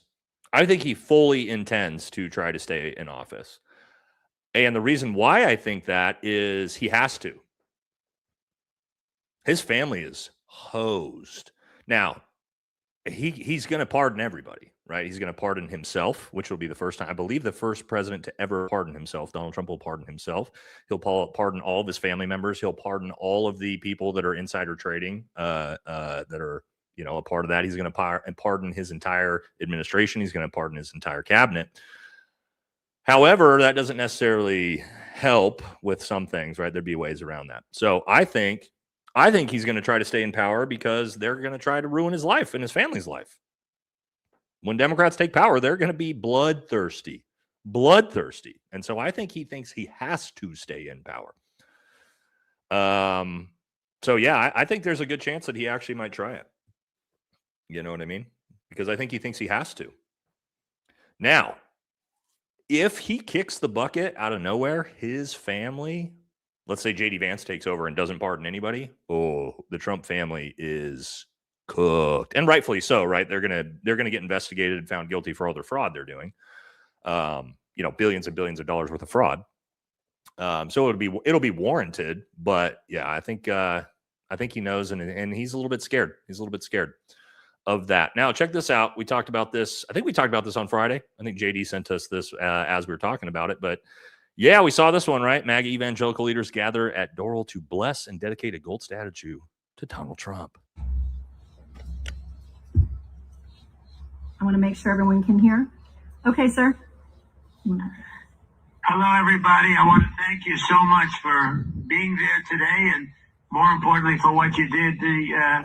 The statue is beautiful. I saw it during the weekend. We had a big PGA tournament with a great champion, and all great champions, actually, but it was a great tournament, and I got to look at it very closely, and it's incredible. And I just want to thank you. I know it was done from love, and I want to thank Mark Burns, a pastor. He's a good pastor. He's a good man. I've known him a long time. He's been with me from the beginning, right from the beginning. Maybe about 2 days later, right? 2 days. Right, Mr. President. He was right at the beginning, and I appreciate it, Mark. You're great. And just really a good person. And I want to thank... All right, he's rambling. But anyway, the thing I thought was interesting, just about what he chose, right? The gold statue, the pose, all of these things looked very familiar to me. And where have I seen this statue before? Where did I see this statue before? Oh, that's right. That's right. In all the dictator-led countries of China, Iraq, North Korea, and now the United States. Wow, it looks exactly the same. Look at that. Huh. Isn't that interesting? No other president has done that, by the way, made gold statues of themselves. Just the narcissism is absolutely, actually kind of out of control. This one, guys, I saw and is trending. They did a poll from YouGov, right, that found only 46% of Republican MAGA men think they could beat Donald Trump in a fist fight, while 71% of Democratic women believe they could beat Donald Trump in a fist fight. Think about that. 54% of MAGA males think they would lose to an 80-year-old morbidly obese man with coronary heart disease. 54% of MAGA men. Also, like based liberal women. To be honest, I think probably there's a huge percentage of liberal women that could beat the shit out of him. And guys, when I talk about cuck behavior, oh my God. Also, if that's true, you got to figure your life out. You got to figure your life out. That dude can barely walk. And you think, anyway, just, and here's what I'm talking about. Oh, no, I'll get to it in a second. I'm not going to show you what I was going to show you yet. All right, I'll show you guys here in a little bit. Fucking MAGA. All right, now let's talk about some other thing that's going on, though. I don't know if you guys saw this. You guys know, like the whole Dreamers thing, right? Joe Biden giving legal status to millions of illegal immigrants, including Dreamers who are law-abiding. Remember that? Well, Donald Trump is now floating that. So MAGA. Now, I don't have a problem with this. I actually don't have a problem at all with the Dreamer status. I think it's absolutely fine. That's me personally. I'm more of someone that's concerned with getting rid of violent criminals and cartel members out of our country more than, kids who were born here and been here their whole lives. But anyway, Donald Trump is now, again, switching to Joe Biden's immigration policies. Would you support a compromise, sir, that involves giving legal status to the millions of people who are here illegally but are otherwise law-abiding, including Dreamers? I'm not going to get ahead of the president on that. That's president. I work for the president. So, that's... But something has to be done to address that population. Or is the solution to deport them all? Yeah, I'm not going to get ahead of the president. That's, the president's talking to various members of his cabinet. There's discussions going on. I'm involved with some and not others, but I'm not going to get ahead of the president on this. Would Oh, man. Look, again, I don't have a problem with that program at all. But if you're MAGA, that's not what you were promised. You weren't promised that. MAGA, you weren't promised Joe Biden's immigration policies. But that's what you get. But you know what's hilarious now is MAGA is now, as soon as Donald Trump announces that he's going to Joe Biden's dreamer immigration policy, MAGA is going to love it. They're going to be like, this is what we voted for. We voted for this. This is what we wanted the entire time. Duh. Right? They'll swap immediately. Here's another wild one from the Patriotic Blonde again. Says, Big E's former accountant Richard Kahn testified under oath that Big E's estate paid a settlement to one of the women who accused our president of R-ing her when she was just 15 years old. Why would Big E's estate be paying off women who accuse Trump of R-ing them?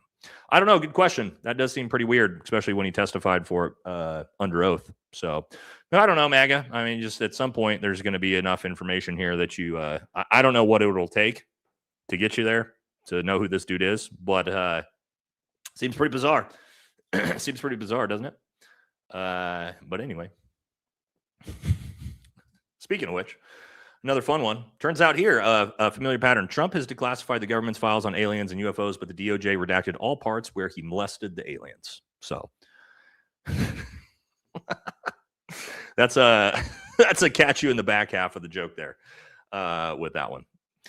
This is JD Delay's joke, not mine. Okay, so I got to tell you guys that ahead of time. JD sent me this picture, and he told me it looks like they're trying to pray the pedophile away.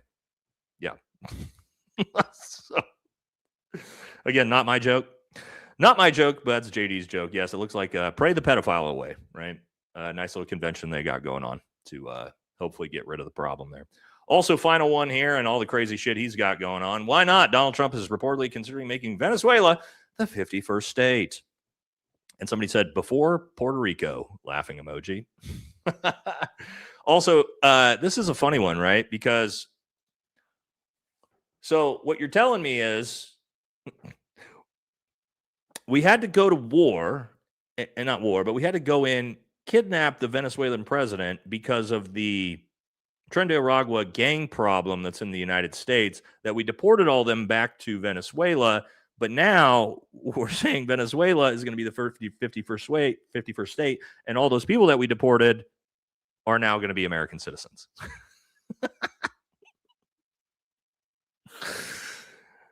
We're really working hard, right? We're really using our money wisely. Deporting people. We're deporting illegals, sending them back to their country and making them American citizens once they get back. Sick, dude. Strategy 7D chess, boys. 7D chess.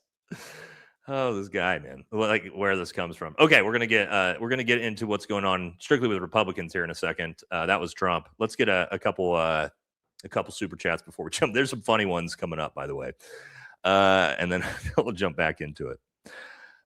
Kenneth, what's up, brother? He says, hey, Nate, have a good week. I'll be putting everything in an Excel format for you with source links. I'll keep you posted. Diesel's almost $7 a gallon. Yeah, so Kenneth is actually helping me, giving me a bunch of backside information on what's going on in the freighting industry, right? And how fucked everything is, because that's going to be important in understanding the economy and how destroyed the economy is going to be here pretty soon. So I'll be on the lookout for that. Thank you, brother. Appreciate the help with that. As hopefully we'll be able to get that to everybody here pretty soon.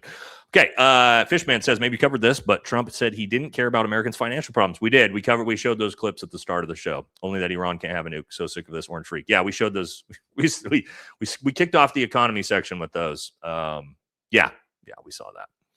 Anna says, brain dump. We have a virus scare, a war, potential and actual economic collapse under Trump 2.0. Did they just get us comfy for worse times under Trump 1.0? Blackmail's a hell of a drug. Wow. Good. I don't know. Good question, right? Because now not everything was perfect in first term, but the first term was very, very different to this. And so I don't know. Maybe he was a Trojan horse the entire time And maybe the second term after, like, it was probably planned for 2020, right? For him to win and then enact all these policies. And then they went, oh, fuck, because Biden won. But to your point, I think there's a pretty good chance that, yeah, he probably has been the Manchurian candidate the entire time. Yeah, I think you have a pretty good line of logic with that, Anna, for sure. Thank you, by the way. Heavyweight says you should use Grok to see Ed Galrain's political history. You get a book about how America first he is and how Massey is libertarian. Of course you do. Of course you do. I wonder who paid for that programming, huh? Interesting. I'll look that one up. Thanks, brother. Vincent says, do you think everybody listed in the previous poll is corrupt? Vance, Newsom, Rubio. Yes. Yes. Yes. They're all three of them are deep state neocons, right? All three of them are deep state neocons or will be. And they're all pro-Israel lobby, by the way, all three of them, including Gavin. He said so himself. He said it to Ben Shapiro in an interview with him. So yeah, all three of them I think are very, very corrupt. So I think they're all terrible choices. All three of them, by the way. Left and right both on those ones. All right, two more and then we'll jump back in. Mike says, I'm pretty sure we were all joking picking Gavin Newsom. I don't think anybody wanted any of the options that you chose for the vote. No, I know, but I mean, that's my point, is there's a good chance. Guys, understand there is a good chance two of the three of those options will be the two choices in 2028. I want everybody to understand that. We all have hopes and dreams that Thomas Massey or Ro Khanna or Tucker Carlson or Graham Plattner or, young Bernie Sanders appears and saves the day as the candidate. It's unlikely, guys. It's very unlikely. Most likely we will get a Marco Rubio, Gavin Newsom style ticket, and that will be the 2028 choice, right? The entire apparatus is designed to try to get one of the two of them in there. So realistically, that's probably going to be what our choices is. Yeah, I mean, I think AOC, the Democrats have a decent chance of being somebody else, but I think Republicans, it'll be Marco Rubio. Again, it just got to keep in mind that like the America First conservative independent section is just not as big for Republicans as MAGA is. So we could see something different for Democrats, especially because Gavin Newsom is not very popular with progressive Democrats. So we could see something different. But I mean, we could very easily see a Rubio Newsom style ticket, guys. So fuck. Yay. 2 years from now, hopefully we change something different, though. I'm Floridian. How do other states view us? Think about all the jokes about Florida, man. That's how we view you guys. Love you. I love Florida. I go to Florida quite a bit. But God, you guys got some wild shit going on down there, dude.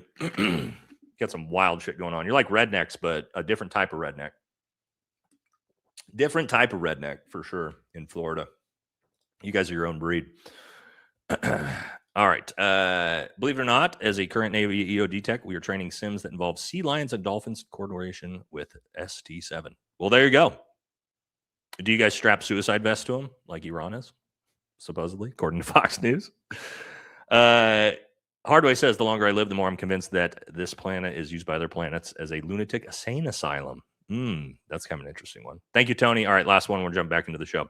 Kenneth says you guys should check out some conservative Democrats. There's 10% of the party. Your socialist Democrats you talk about all the time are 5% of the party.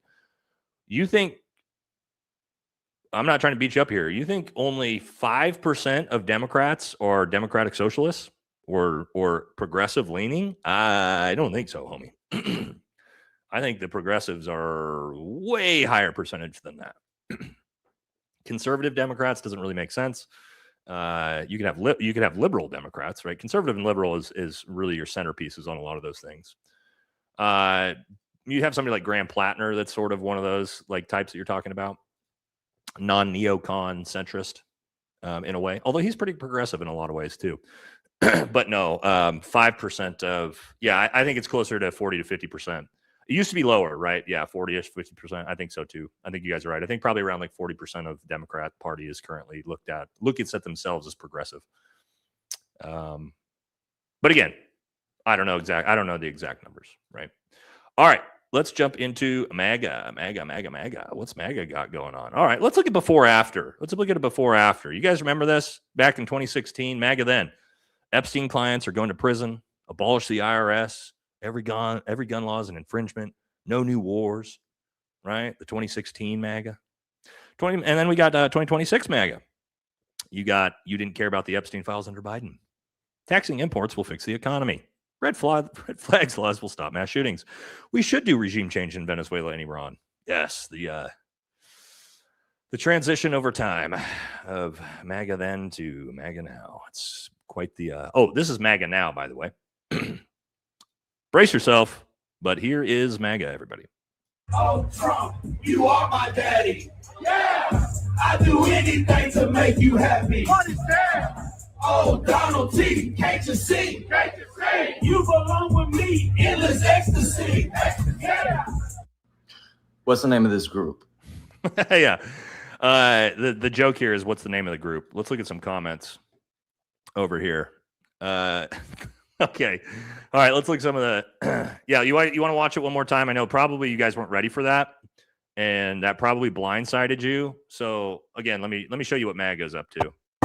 You are my daddy. Yeah, I do anything to make you happy. What is that? Oh, Donald T, can't you see? Can't you see? You belong with me, endless ecstasy. Yeah. There it is. All right, guys. What are some names for this band? All right, we got Girth, Wind, and Friars, Type 2 Live Crew, Nazi by Nature, Red Hat Chili Peppers, Dumb DMC, Rage Against the Cardio Machine, Fleetwood Mac and Cheese, The Notorious BMI, Inbred Clown Posse, Daddy Yank Me, Brothers from Another Sister. Okay. Okay. If you guys come up with any for if you get Megatrons, yeah. Oh my god! Wow, you guys are rough, man. Oh, that's a good one. Oh, Neckbeard Flats. Oh my gosh, yeah. Anyway, guys, I wanted you to see that. I mean, this is where we're at, right? Oh my gosh, it's wild out here. Okay, prep yourselves, because this one started to go viral. Joe Rogan is in kind of a lot of trouble for this. I'm going to show you this. If you haven't seen this and you like Joe Rogan, prepare to go, oh fuck, because this is not good. This is not good. An old clip got drummed up, and it's pretty rough. Let's take a listen. Who makes these random age limits?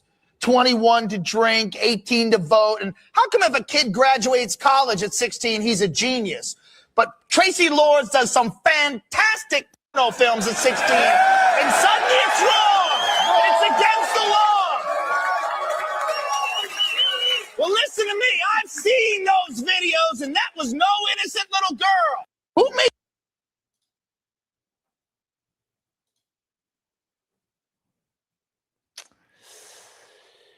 Well,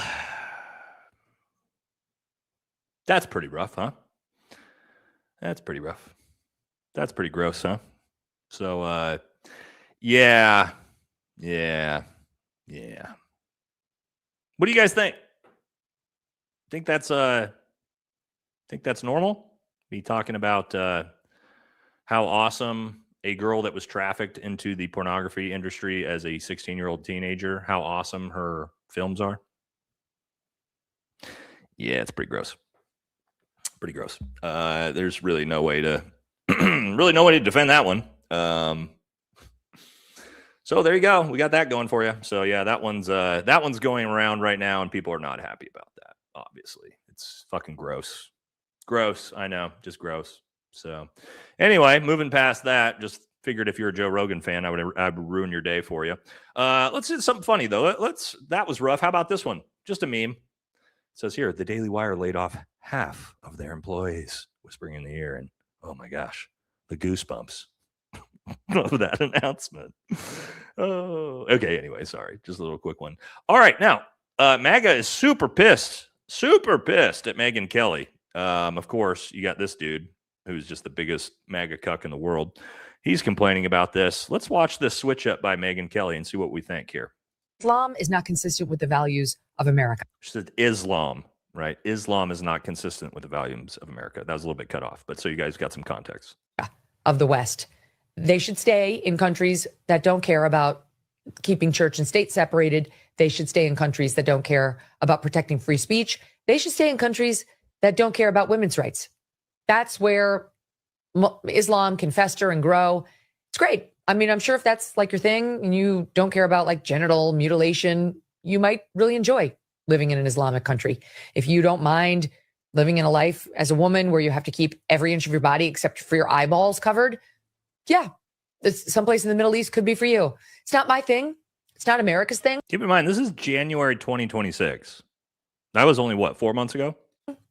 And it's not a thing that we should want or encourage in the West. I think he's understanding there may be some new listeners over here. You know, like he's gotten very, very popular lately, I read, with Muslim viewers because he's been standing up for Islam, you know? And I have to tell you, Mark, it's been something I've noticed just since I've gotten sort of more clear-eyed on Israel, that a lot of the anti-Muslim rhetoric that's put out there originates with people who are very, very pro-Israel, who kind of need us to demonize them. Yup. And I've taken a look recently at my own rhetoric on this to say, like, have I been manipulated? I want to make sure I'm not getting manipulated. There's no such thing as Islamophobia. You are not only entitled to, quote, fear Islam, I would argue it's your duty as a Christian to stand up and fight against it.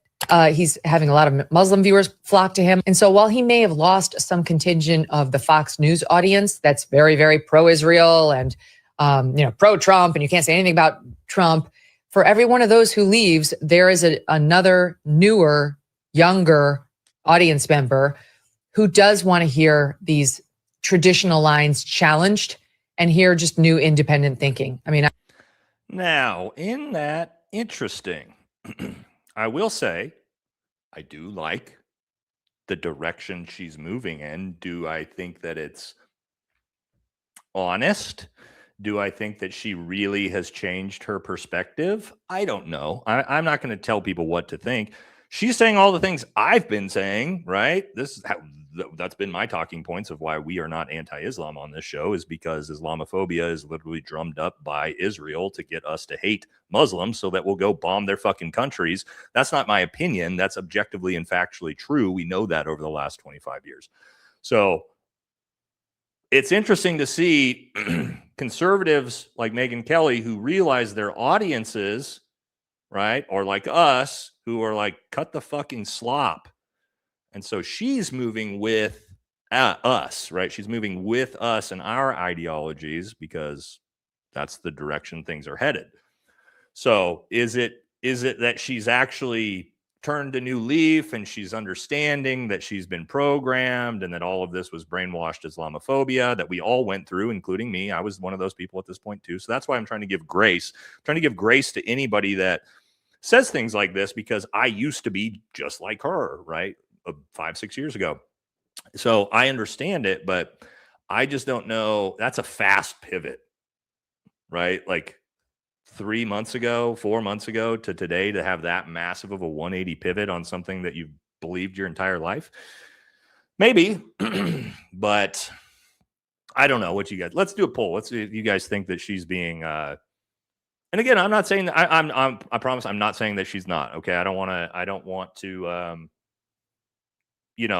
I'm somebody that starts to, I think, understand things and starts to move in the right direction. I never want to be, you guys know, I'm not the type of person that gatekeeps. Like, I'm not gatekeeping anything from her. I'm just a little bit, maybe.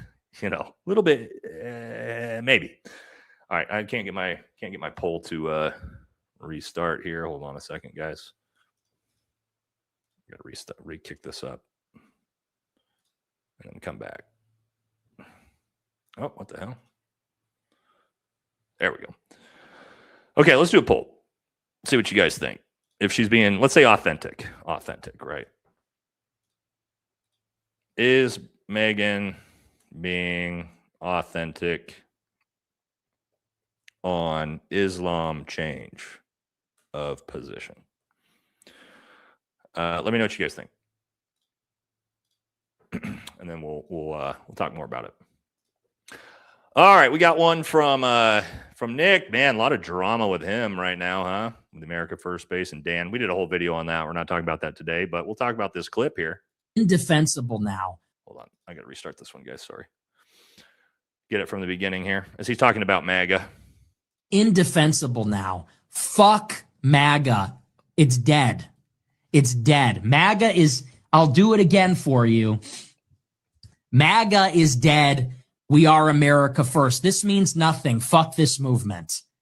If MAGA means Lindsey Graham, Laura Loomer, Barry Weiss, and Netanyahu, and not Megyn Kelly, Candace Owens, Alex Jones, and Tucker, then MAGA is garbage. It is a dead brand. It's not wrong. No young person wants to be a part of this. Nobody is enthusiastic about it, and it is a joke. And I hope Trump knows that. Trump, you don't have any young fans anymore. True. I know. I'm a young person. You don't have any young supporters. The people that memed you into the White House, the people that made the memes, the actually creative, fun, edgy, intelligent young people that brought the energy in 2016, they're gone. I know. I was one of them. I'm not anymore. Yeah, I think he's right. This is what they have left, right? This is what MAGA has left, is these fucking people. The Graham Allens, the Tatums, who all they do is just post the same slop with the same fucking headline. I don't know how many of them I saw post this exact same video with this exact same headline. I'm sure you guys did too. The Trump administration has released the first batch of UFO files. We're living in the greatest timeline, all caps. Let's take a look at this video. I know we talked about this Friday, right? But this is not to talk about the aliens, but just to show this is what he's so excited about. Below. The War Department cannot say for sure what this is.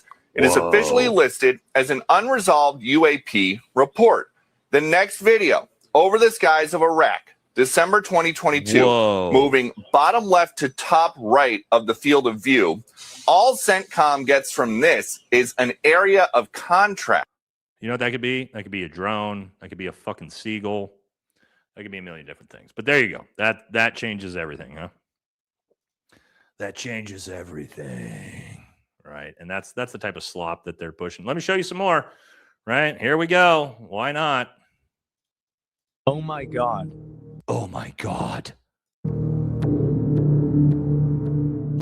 Wow. We're fucked. Like, there's no way, right? I mean, it's biblically accurate angels. Whoa.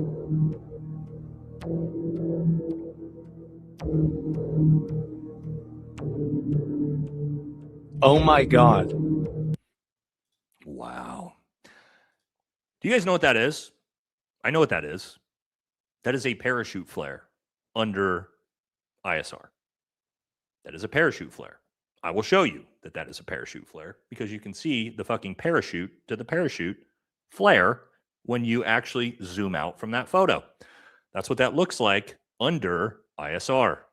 And here's a kid who actually was talking about this. As soon as I saw it, that's what I thought it was. Let's talk about it here. Turns out the star-shaped UFO that some members of Congress think is an angel is actually just a flare with a parachute attached to it. And in the video the Pentagon released, you can literally see the parachute. Take a look. There it is, very clearly on the left-hand side of the screen. Wind is blowing to the Attached left. to the parachute is a flare leaving a trail of smoke. This is not an angel or a demon. Here's a very simple picture explaining how it works. The flare is dropped from an airplane, the parachute deploys, and the flare ignites. The Pentagon released several other videos showing obvious parachutes with flares attached to them, claiming they're UAPs. Members of Congress like Lauren Boebert said this is demonic, and Anna Paulina Luna posted a picture of a biblically accurate angel, claiming that's what this was. The Pentagon also released this picture of an actual space alien, 100% real. Here's another image of it, and as you can tell, this is clearly a space alien. There's no other explanation, except it's actually a 1950 hoax photo published by a German magazine as an April Fool's joke. And it's on the official Department of Defense government website, page 99. You can check it out yourself.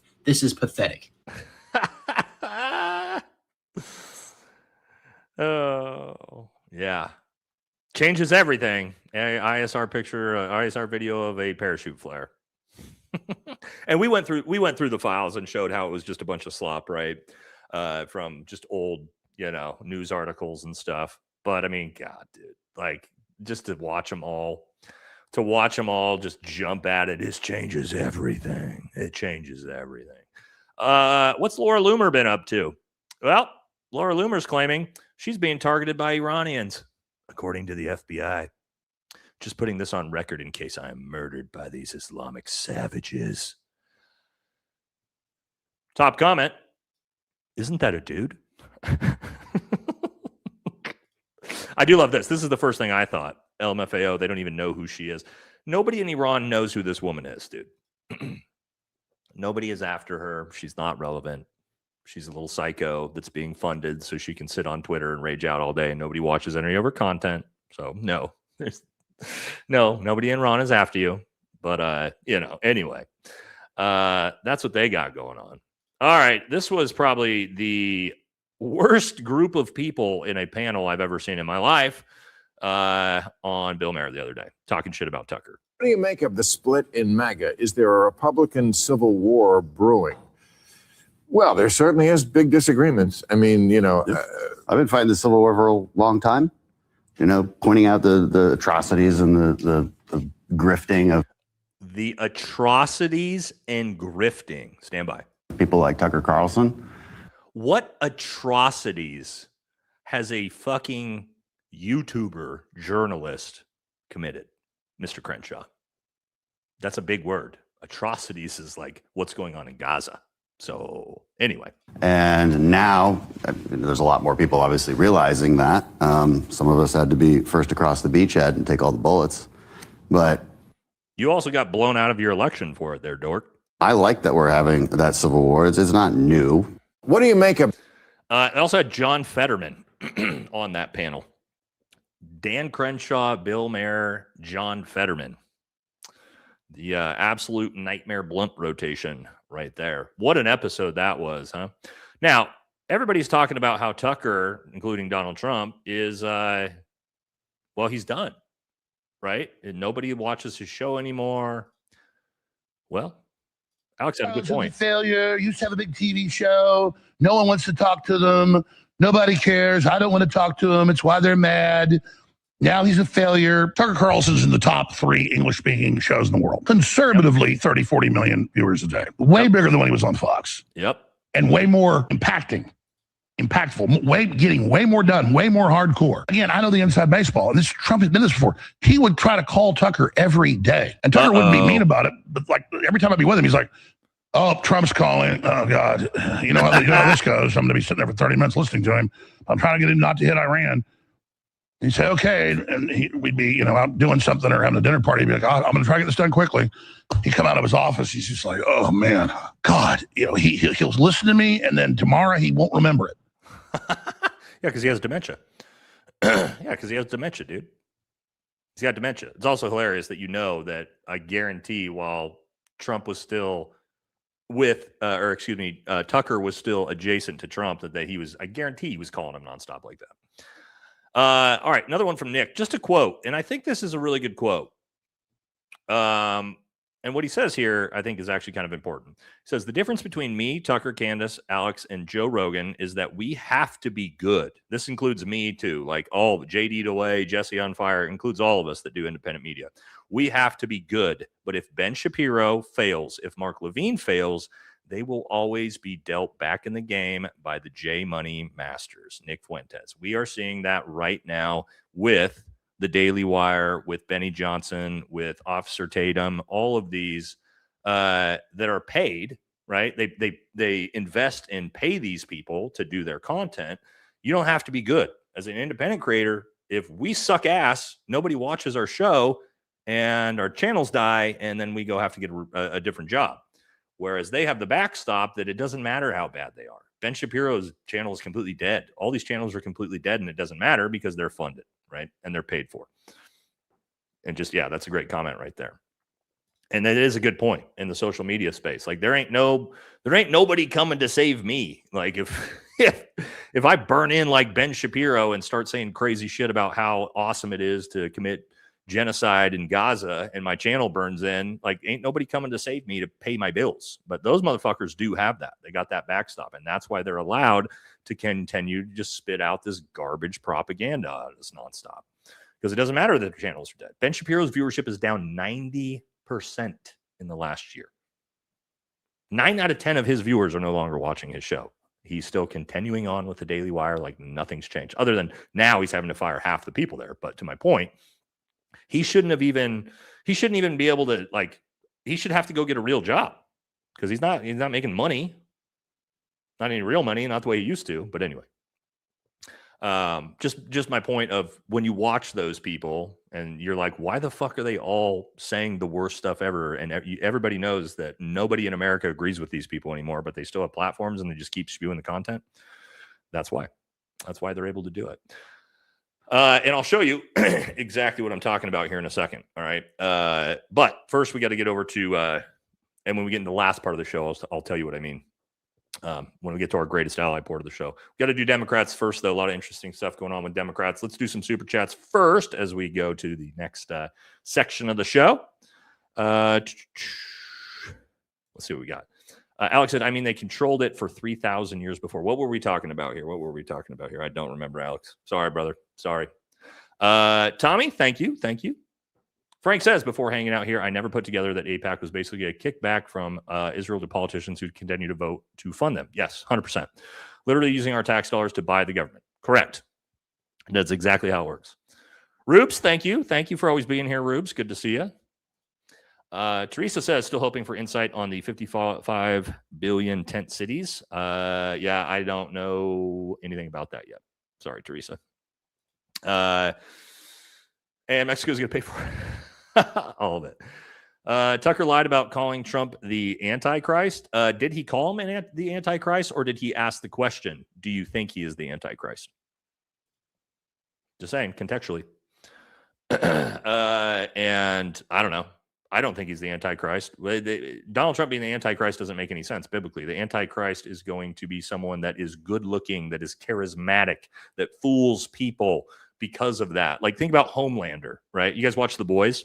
Homelander is like the perfect example of what the Antichrist would be, right? Like good looking, charismatic on its exterior shell. Everybody loves them.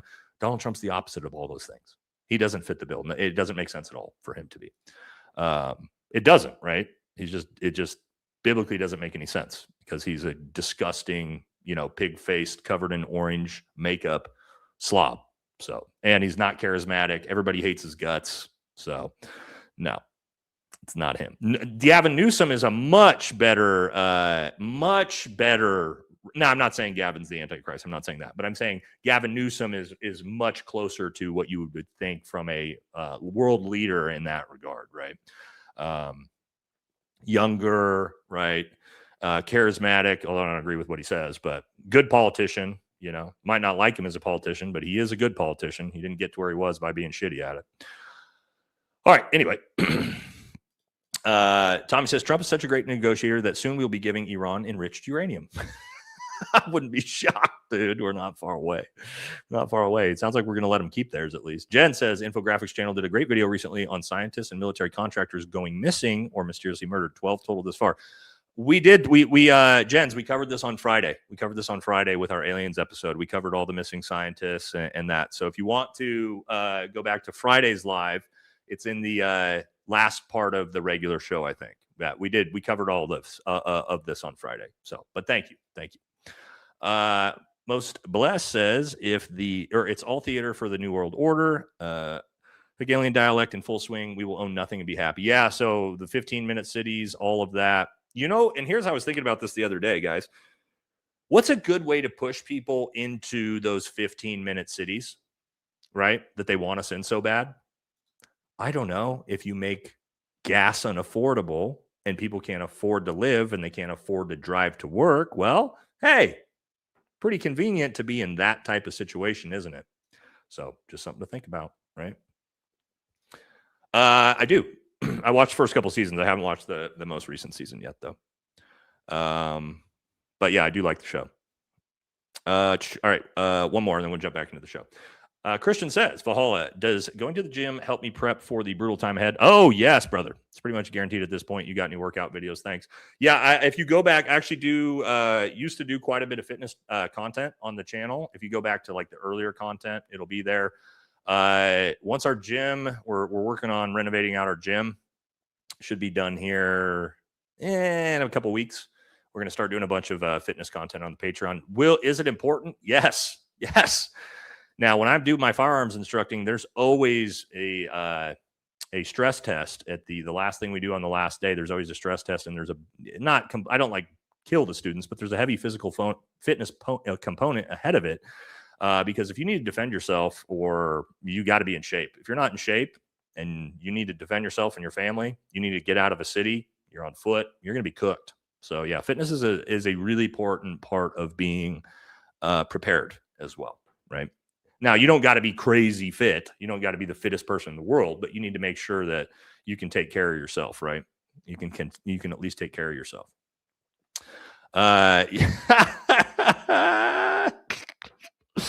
Actually, don't, because I'm not the guy. I'm not the guy to give you advice on how to build big calves. So that's a funny joke, and it's also true. All right, let's jump back in. Fuck you. That's a good one. All right, let's jump into it. Let's talk about it. Okay, we keep seeing this, and guys, oh my God, Democrats, what are you doing?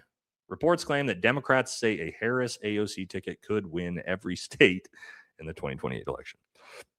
I don't mind the AOC on the ticket, okay, but this is just not it. Democrats, what are you doing? Why are you going to do this to yourself? Why are you going to do this to yourself? You know, I don't understand. Kamala Harris has no path to victory. For one, she lost to Donald Trump. She lost to Trump. She is not going to win. You have other candidates. And somebody did say here, I do like the comment section, right? And somebody said, nobody likes Harris. Stop. Okay, here we go. Let's look at the comment section, because this is a Democrat page. It says only AOC. AOC, yes, not with Harris. Bernie AOC. Welcome to Trump's third term. That's beyond a joke. Bruh, Harris needs to take a seat. So yeah, look, it seems like Democrats do not want Harris, but they're trying to shove her there to the front of the ticket. Anyway, moving on from that, we do have AOC, who recently said her ambition is way bigger than becoming president, in dramatic response to the 2028 question. Congressman Ocasio-Cortez has stated that her true ambition is to change the nation rather than simply seeking a high-ranking title like the presidency. Speaking at a forum in Chicago, she argued that while leaders come and go, policy shifts like living wages are permanent. Okay, all right. I'm not really sure what ambition is bigger than president necessarily means, but okay. Now, let's get a take from AOC here as we're talking about her, because she's getting a lot of backlash for this one. AOC says black people created democracy in the United States. Bold claim. Let's see what she has to say. Black Americans really created democracy in this country. Right. That's exactly right. How they literally made something from nothing. It is just beyond me, and how Black Americans. So look, historical context is important. That's objectively not true. She's talking about specifically who built democracy in America. No. She says the reason why she said that is because they made something from nothing. Sure, that's true, but that's not what democracy is. And we didn't make democracy, guys. Democracy existed, well, really in France. Actually, France created democracy. America didn't even create democracy. So the idea that slaves created democracy, I'm sorry, AOC, but that's just objectively not true. And again, I'm not trying to be civil, I'm from the South, the Confederacy here. I'm not trying to be like that. I'm just saying, in strictly historical context of the United States, that is not true. So I don't like that pandering. I don't like the pandering to the Black community or any community based off of their skin color, based off of their religion. I don't like pandering like that. From either side, right? I don't like the pandering from either side. I don't know about you guys, but it all seems performative. It all seems you don't need to do it, by the way, right? Like you really don't need to pander to people based off of their skin color, their religion, their ethnicity. It just doesn't make sense to me. But that's one of the things about AOC that I don't like. Now, check this one out. This one's kind of wild. Check this clip out. I was blindsided by this blindsided by this clip. This is Hassan interviewing Cori Bush. And I know you're probably thinking, well, okay, this is probably not great. Well, let's just wait and see. Watch this interview. Support ending aid to Israel. Yes. Calling out Israel's genocide. Yes. An arms embargo to Israel, both on offensive and defensive weapons. Yes. Holding Israel accountable for committing a genocide. Yes. Okay. Calling out what Israel's doing to be an apartheid, which is recognized by all international humanitarian rights organizations. Yes. Are you in favor of ending America's war on Iran? Yes. APAC, I'm coming to tear your kingdom down. Okay. Well, okay. That's not what I expected at all. But I mean, I watched that clip figuring as soon as I saw Hassan and Cori Bush, I was thinking, well, there's nothing I'm going to agree with here. Right out the gate. And then I watched it and went, wow, fuck. Okay. That's based as shit. Now, I'm sure there's going to be a lot of things that I would disagree with them on, but I watched that and was like, wow, there's not very many politicians that are saying all the things that we agree with here, and at least in that regard. So this is why, guys, this is why I tell you I watch content from all across the political spectrum, because I want to see, the nuance to people, right? Somebody like Hassan or Cori Bush, where at first I think to myself, there's no way I'm going to agree with anything that's being said in this conversation. And then I watch the conversation and I'm like, I agree with literally everything in that conversation. Just kind of interesting. You know what I mean? It's interesting when you don't just get just watch your own, little bubbles worth of ideological content, that you'll be like, wow, maybe I agree with some of these people on some things that I didn't think I would. Now watch this one. Alan Dershowitz, as you guys all know, one of Trump's best friends and Big E's lawyer, guess what he said? A Semitic senator in modern history is Jewish. Hold on. Let's make sure we get that first part because it's important. Sanders, who is the most anti-Semitic senator in modern history, is Jewish, but he's a self too. Let's never forget that thousands, not tens of thousands of Jews voted for Adolf Hitler in the 1932 election in Germany, and Bernie Sanders would have voted for Stalin. I have no doubt about that. He would have supported Pol Pot in his genocide against the people of Cambodia. What? He leads it, and this is why nobody can take these people. We can't take you seriously. Nobody can take you seriously because the first thing he says, this is what he claims. Bernie Sanders is the most anti-Semitic congressman in American history. Bernie Sanders is Jewish. He's literally Jewish. How is he how could he possibly? Because he's critical of Israel? This is like nobody, and he would have supported Pol Pot. Oh, okay. Nobody can take these people seriously, right? When you listen to that, the second you hear that, you're like, okay. That's why we're all so exhausted with it, right? That's why that word does not mean anything. The word anti-Semitic means nothing now because people like Alan Dershowitz are calling Bernie Sanders the most anti-Semitic politician in America. The word means fucking nothing. It's the boy who cried wolf, right? Nobody, you can't call Bernie Sanders that and then call me that and have me worried about it. Like, oh, no. You know what I mean? It's a fucking joke. It's just stupid, man. We're all tired of it. We're all exhausted. Okay. This clip is from Graham. We're going to watch a clip from Graham. Whew, it split a lot of Democrats. This is really either they agreed with it or it really pissed them off when Graham talked about this. But let's talk about it because I think it's very interesting and he brings up some great points. But let's listen to this conversation here. Very good conversation from Graham and this interviewer here. I think we went from Obama to Trump. We did not stop the neoliberal project. That's why.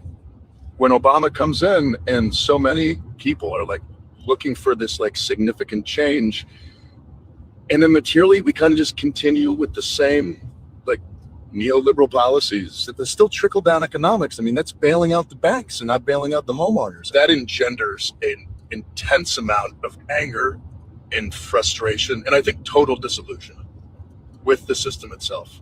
The material conditions are getting worse. They want things to be different. They just got excited and thought they were about to be different, and they weren't. And then Donald Trump comes along and says, no, it's all fucked up. All these people are scumbags. All these people are stealing from you. The system's rigged against you. American carnage, which ironically he has now absolutely created.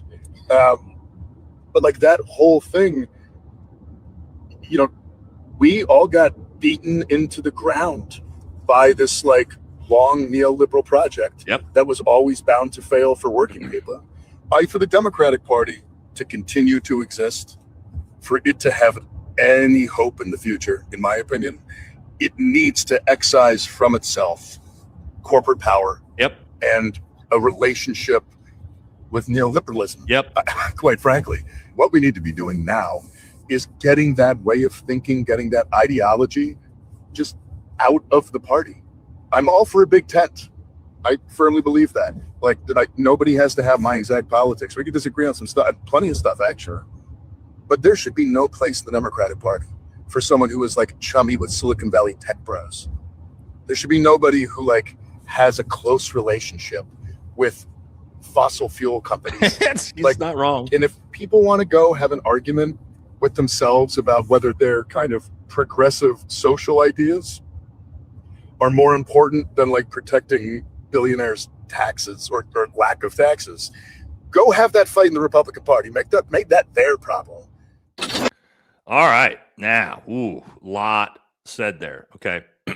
So a lot of Democrats are really upset about what he said there because he didn't just glaze Obama, right? And Obama is sort of Democrats' daddy, right? He was kind of the Trump. No, I'm not saying he was anything like Trump. I'm saying to Democrats. I mean, Obama left office with like a 55% approval rating. Left office, I believe. Correct me if I'm wrong. But he's insanely popular with the Democrat Party. They did not like what he said there when he said, how did we get Trump? Well, because Obama just continued with the same neoliberal policies that George Bush created. That is true. Everything he said there is objectively true. And that's why I like Graham, is because that wasn't the politician thing to say. If you asked Gavin Newsom that, he would have never, ever said that. He would have never said that about Obama. He would have glazed Obama and somehow blamed it on, psychotic MAGA or something, right? But he just was honest. He said, this is what happened. And what he explained is exactly right. And that's what I like about a politician. I like a politician, left, right, or center. I don't agree with Graham on everything, by the way. I agree with him on a lot.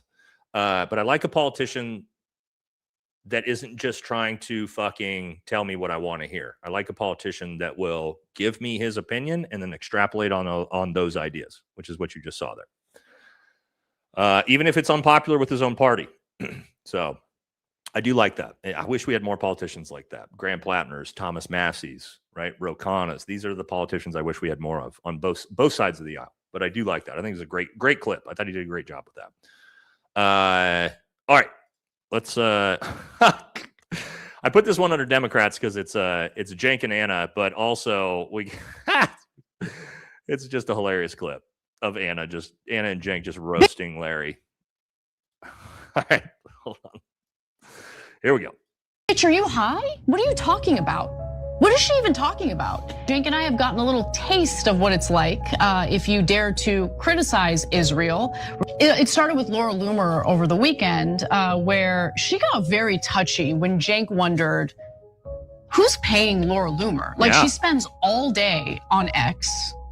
Like, you can't bankroll your lifestyle by making money off X. Yeah, nope. Okay, like, who's paying you to live? Okay. So Laura Loomer doxed my wife over the weekend, and then she did it again to Anna's husband. That's the second go around. Laura Loomer calls Candace Owens a nappy-headed B-word. So there are Israeli terrorists that are inside America, and their job is to terrorize innocent Americans some reason, there's a lot of people that are really afraid of this nappy-headed black bitch Who criticizes Pro-Israel terrorists. Sorry, yes. Because they're not all Israeli. No, they're not Israeli. They're All large. right, I got to stop. I love you. I love you both, but we can't say the greatest ally word that many times in a row, or we stand to get in trouble. But yeah, I mean, God, she won, right? And when we did our list, she was the worst person in America, right?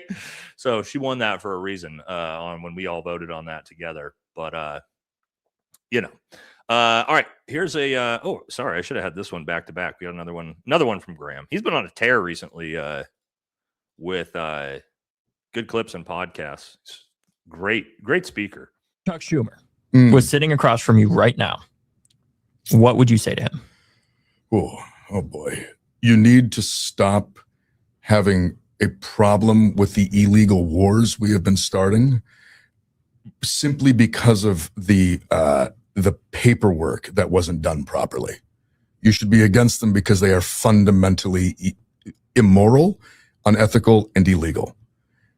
And that is and we should have absolutely no discussion about funding them. Yeah, no shit. Because wars that are killing people for the benefit of Donald Trump and Benjamin Netanyahu, those wars should not be waged, period, end of story. I said this to someone yesterday, and the question was, well, what kind of message does that send to like the troops?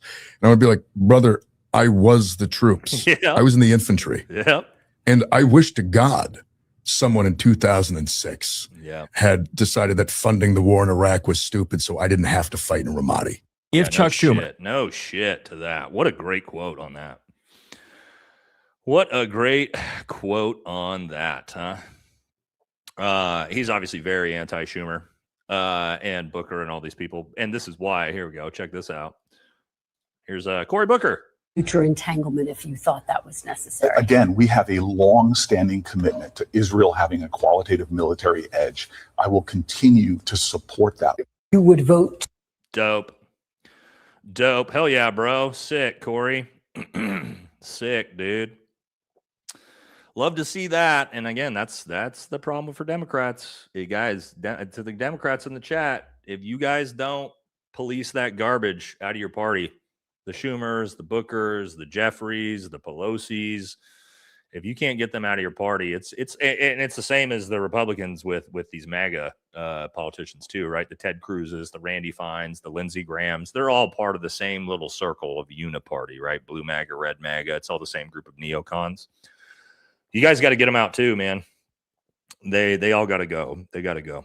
But the good news is that we all know that, and both sides agree on that, right? You have Democrats, Republicans, and Independents all agree on the same people that need to leave on both sides of the aisle. So there is that we've kind of come a long way for that when it comes to tribalism and politics and things like that. So that's good.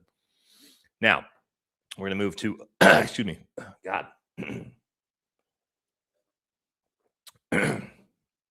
We're going to move to our greatest ally portion of the show. Man, it's been a rough one already. We've covered more than I wanted to on that. We'll do a couple super chats first. We're going to talk about Randy Fine.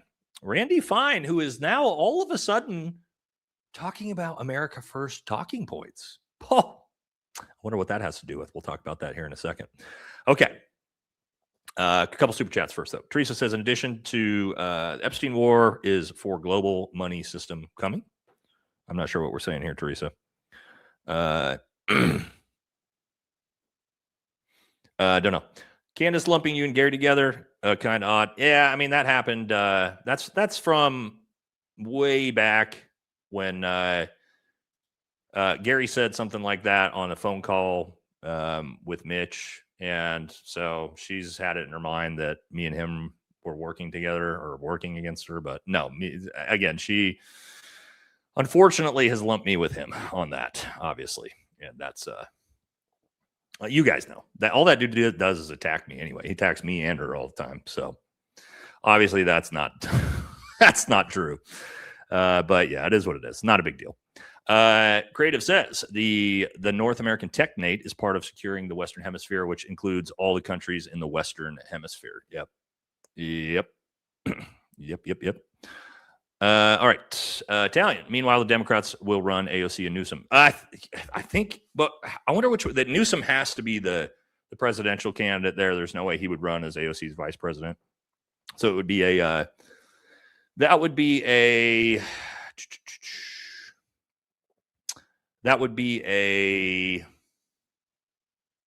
I don't know, a Newsom AOC ticket? Ugh, maybe. I don't know.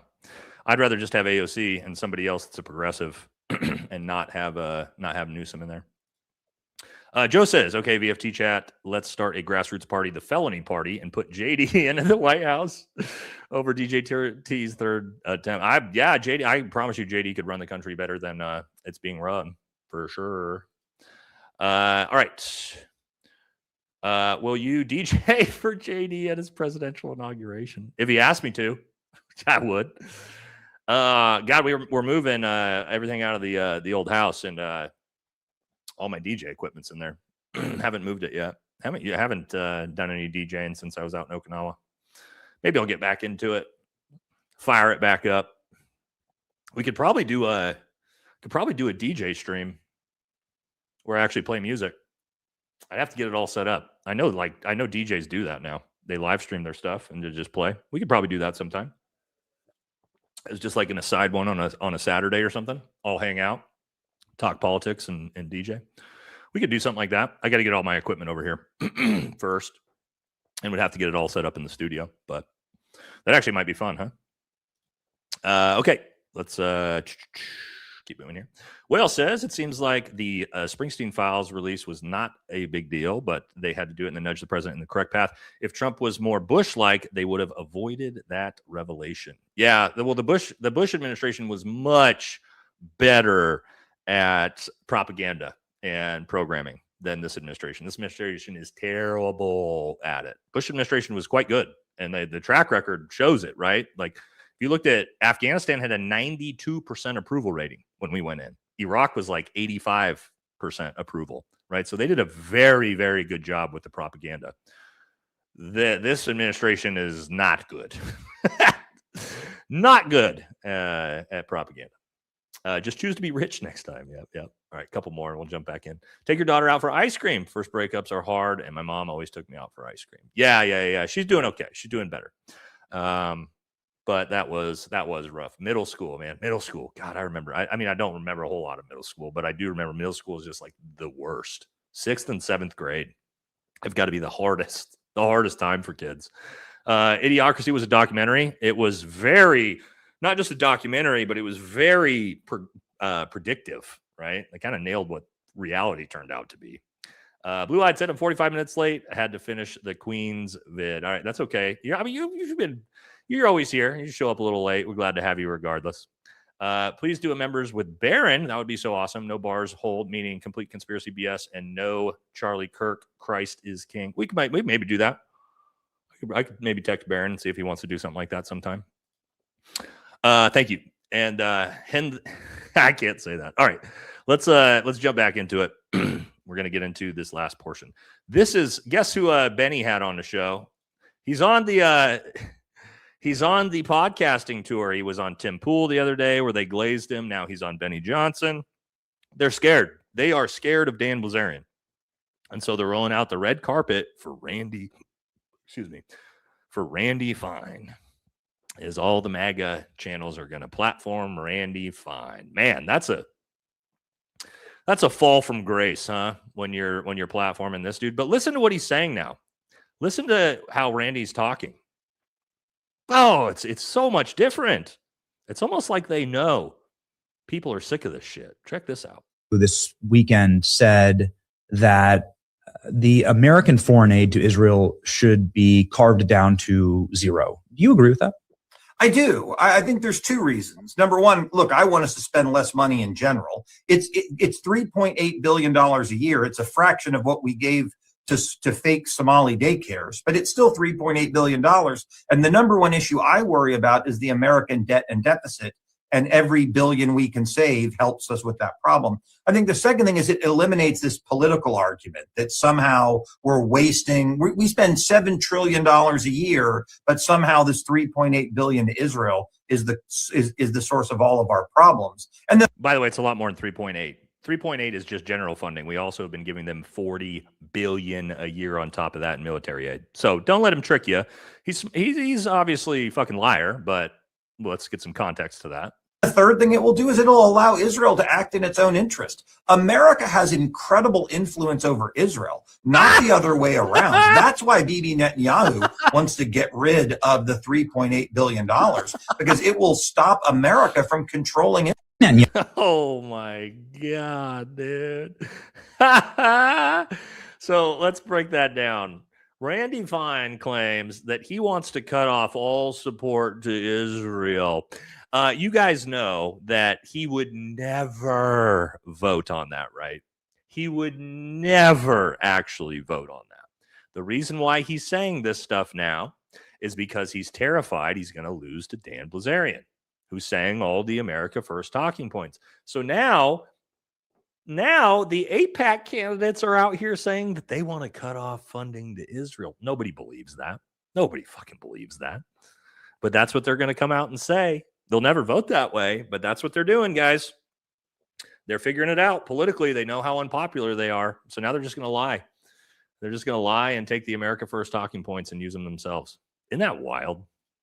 Isn't that absolutely wild? Anyway. Okay. We got another one from the GOAT here that we're going to play. Let's watch this. Number one, I do hate the state of Israel. That's what I saw. Hold on.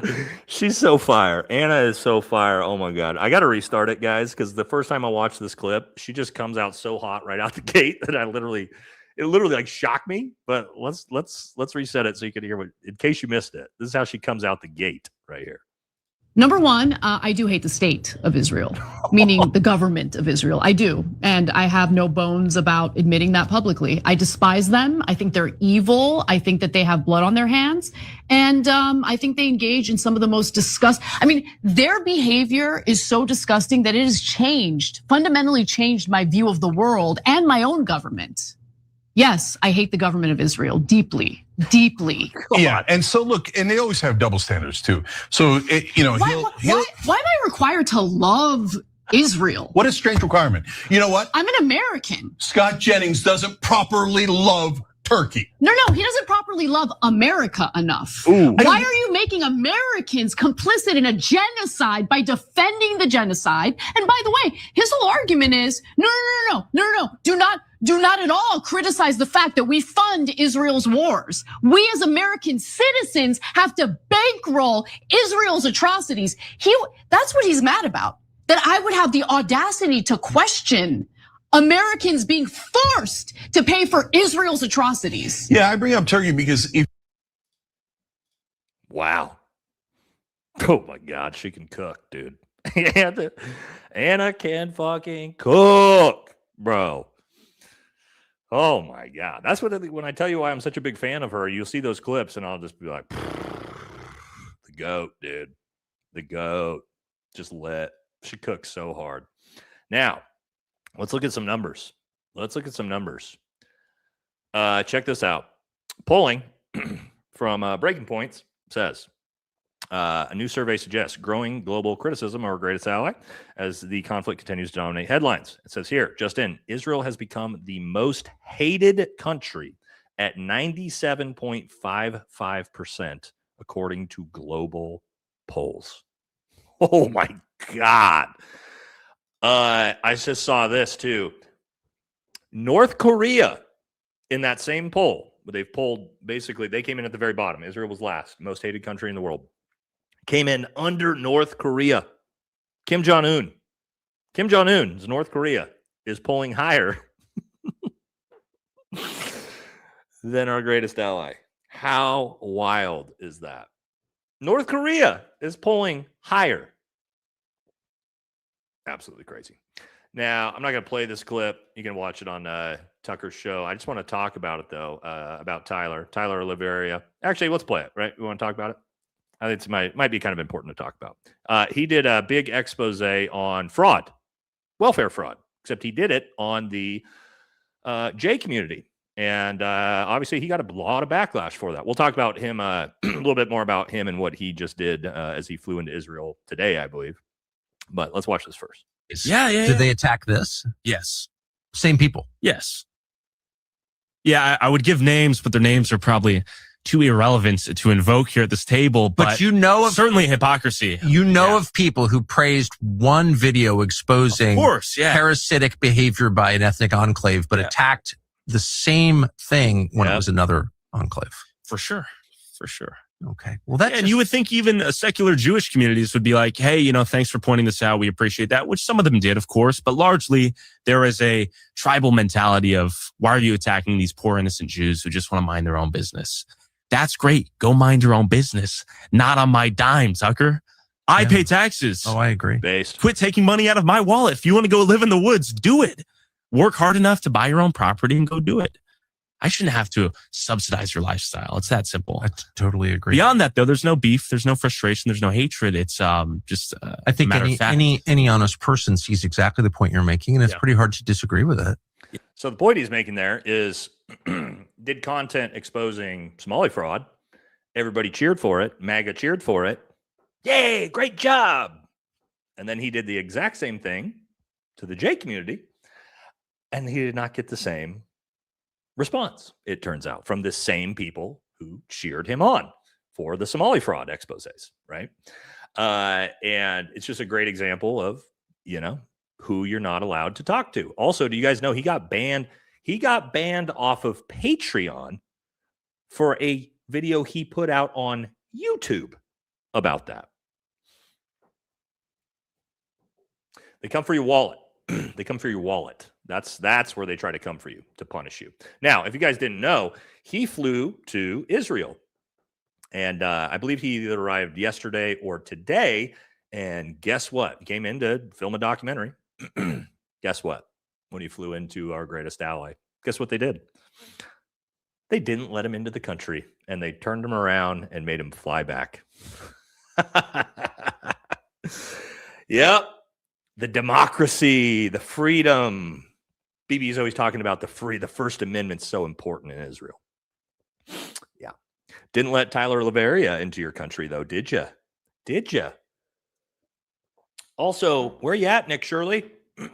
Nick Shirley, you're the fraud guy, right? You're the famous fraud guy, but you are just fucking silent about one demographic that's been caught committing fraud. Not a single fucking camera expose in New York by Nick Shirley, is there? He's very one-sided. He's just, flying into Cuba and making up stories about how he's being held hostage. But no, doesn't want to do any journalism when it comes to that enclave, does he? It's almost like he's being incentivized by the Trump administration. Anyway, I don't want to get too deep into that, but I think you all know what's going on there.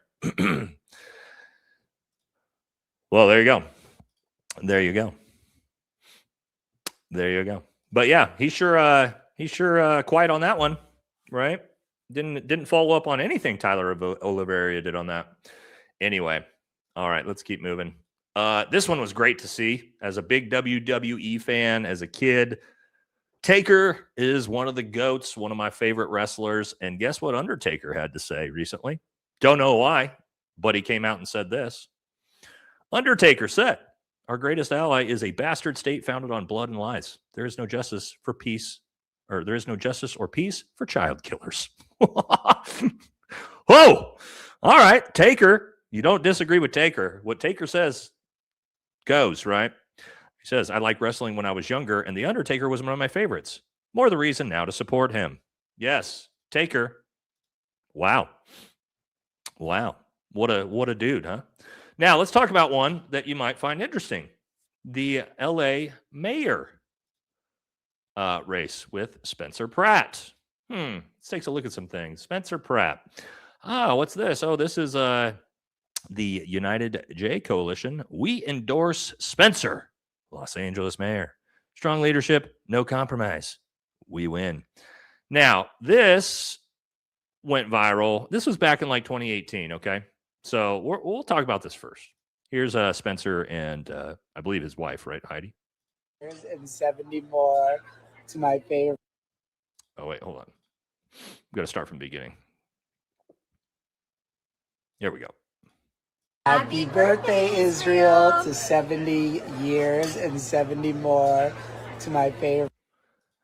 Now, I'll say this. That was from 2018. Okay. And so I don't judge people. I don't judge people for their support. Back in 2018, I was supporting Israel back in 2018. However, right, we cannot judge him based off that. But what we can judge him based off of is something that he did last week, right? Last week, we can definitely judge him on something. And what is that? Well, I really like this girl's content, by the way. She's super funny. Her name's Della Dream. She's always got some bangers. She's got very great sarcastic sense of humor. All right, let me make sure we get the whole thing here. But she talks about exactly this, what he was up to last week. Video came out of Spencer Pratt saying happy birthday, Israel. And the majority of Americans who are creeped out with our weird parasitic relationship with Israel weren't stoked. Neither was I. Then, to be fair, it was found that that was in 2018. Was I making a happy birthday, Israel video in 2018? What? But, you know, people's opinions can change. Yep. But this was 6 days ago. All right, I'll show you what she's going to show. Yep. Well, that was, last week. Just waving a giant Israeli flag. Oh, what's up, Matt? What's up, brother? Good to see you, buddy. So, like I said, I'm not going to judge you based off what you were doing in 2018. I will, however, judge you based off of what you are doing on May 7th, 2026. Yes, I most certainly will actually judge that. So, turns out, yeah, somebody dropped a well. AJ dropped a well. Yeah. Yeah. Womp, womp, womp, womp, womp. Okay. That's gonna finish us up here for the show tonight. Pretty big show tonight. A lot to cover. Had a lot to cover. 2.5 hours in on the regular show. That's kind of long. That's all right. Okay. We are now, of course, going to jump into the second half of the show, which is the super chat portion of the show. See what you guys have to say. So everybody who was just here for the regular show, thank you all so much for tuning in. If you want to stick with us and, have some fun with the super chats, please do. Love to have you. Let's do it. Let's kick this thing off. Let's get it going. All right. You guys ready? Let's cook. Hell yeah. We got the big dog in the chat. Yeah. All right, guys, let's do it. Let's jump into the super chats and see what we got. All right. Would you tax billionaires on unrealized gains? Yeah, this is this is where it gets so hard, right? And this is how they protect their wealth. Let's break this down. I'm with you, but it's not 840 billion in cash. Of course not. No, that's net worth. I see cat toys, but no kitty. Kitty was in here earlier, and then she took off right before the show started. That's kind of how she rolls. She was in there till about 5 minutes before the show, and then she bounced. We're going to try to have her in here most of the time, but Kitty decides when she wants to be in here or not. So, great question. Would you tax billionaires on unrealized gains?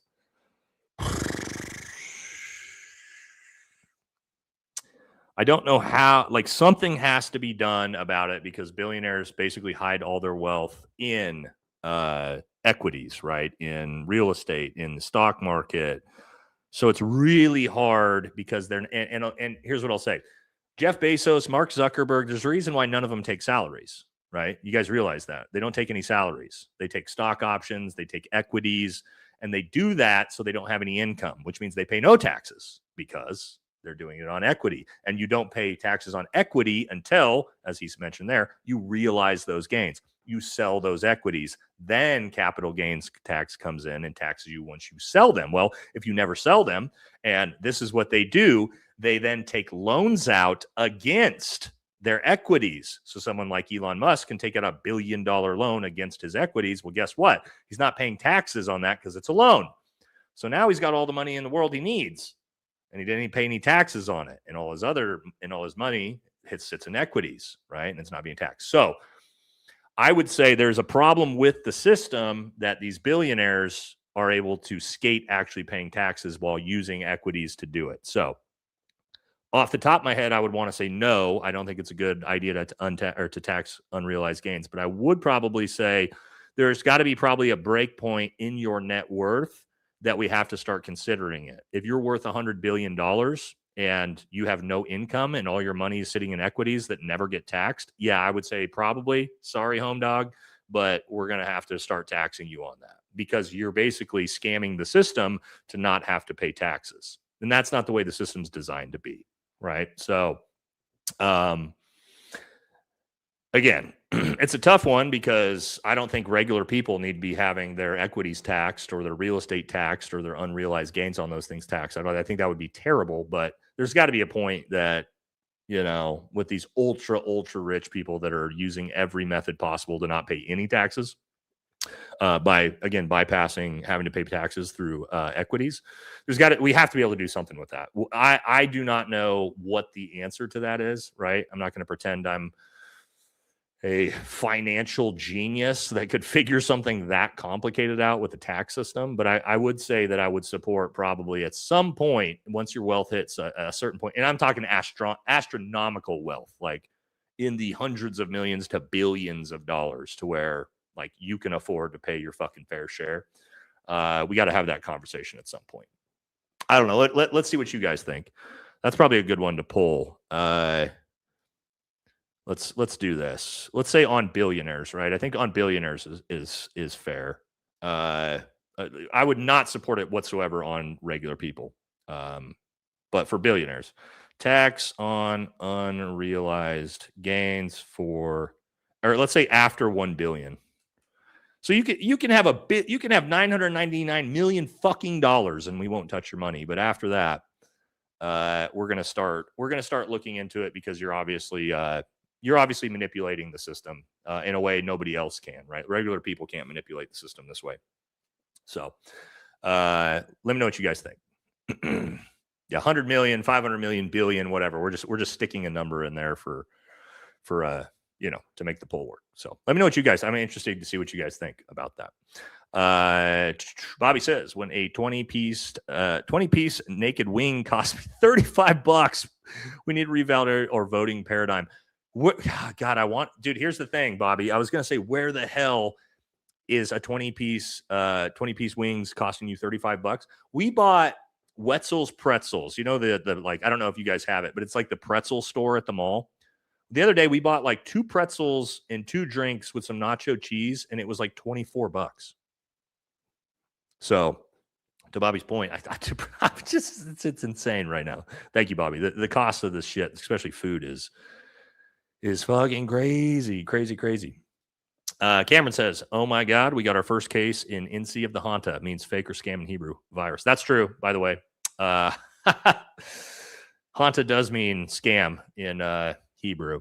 Not that they're correlated. I'm not saying they're correlated because I do believe Hanta virus is named after the Hana River.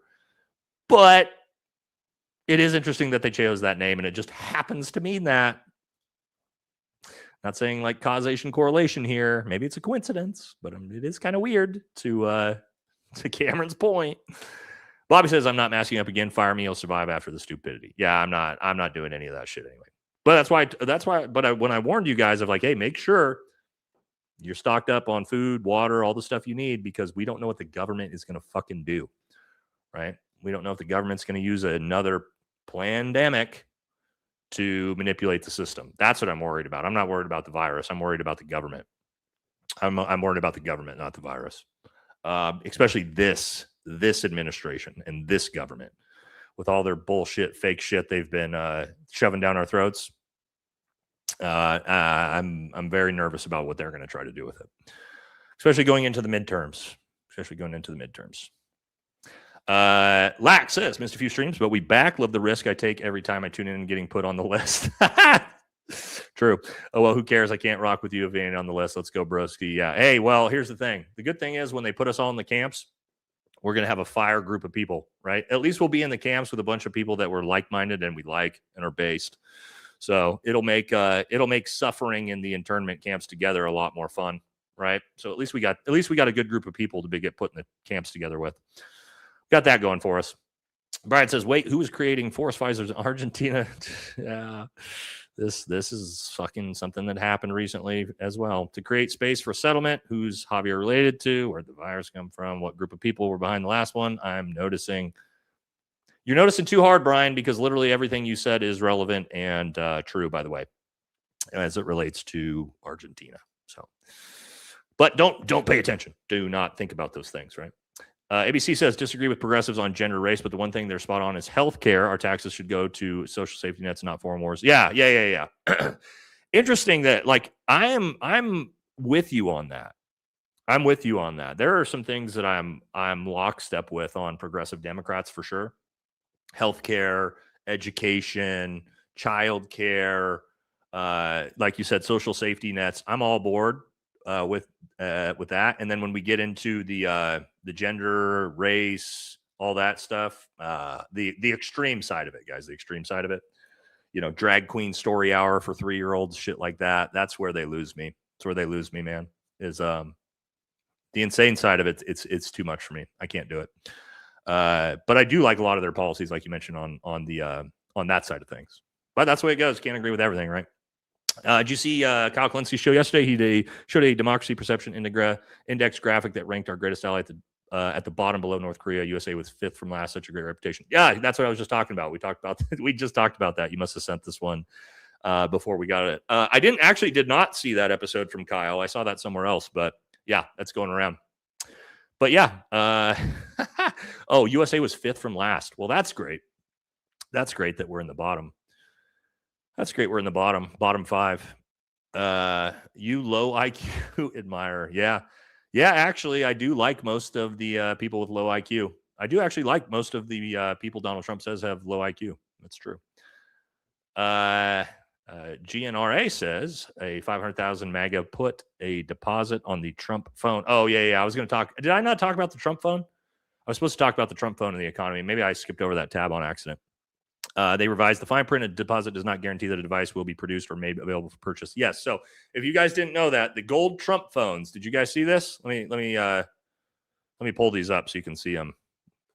The golden Trump phones. Here they are. Let me pull this up so we can see it. Here is the golden Trump phones, and I'll come back to your comment here in a second. Right, they were selling the golden Trump phones for, I believe, $500 a phone. You had to put down $100 down payment. I believe they pre-ordered something like 30 million of them.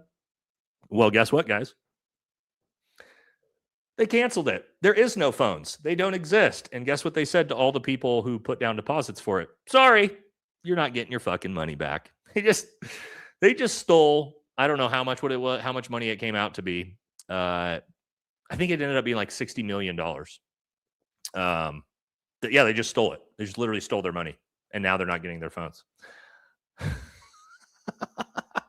That's MAGA. The only people that were buying that phone are hardcore red hatters, dude. Hardcore red hatters. Imagine what they think. No, yes. Yeah, they just said, nope, sorry, canceled. They canceled. There's no phones coming out. They're not even going to try to do it. They just completely said, nope, there's no Trump phones, and we're keeping your deposits. Trump did that to his own base, by the way. Yes, yeah, it's real, dude. That's why GNRA brought this up, but it's true. They revised the fine print. A deposit does not guarantee the device will be product made available for purchase. Yeah, and so not GoFundMe.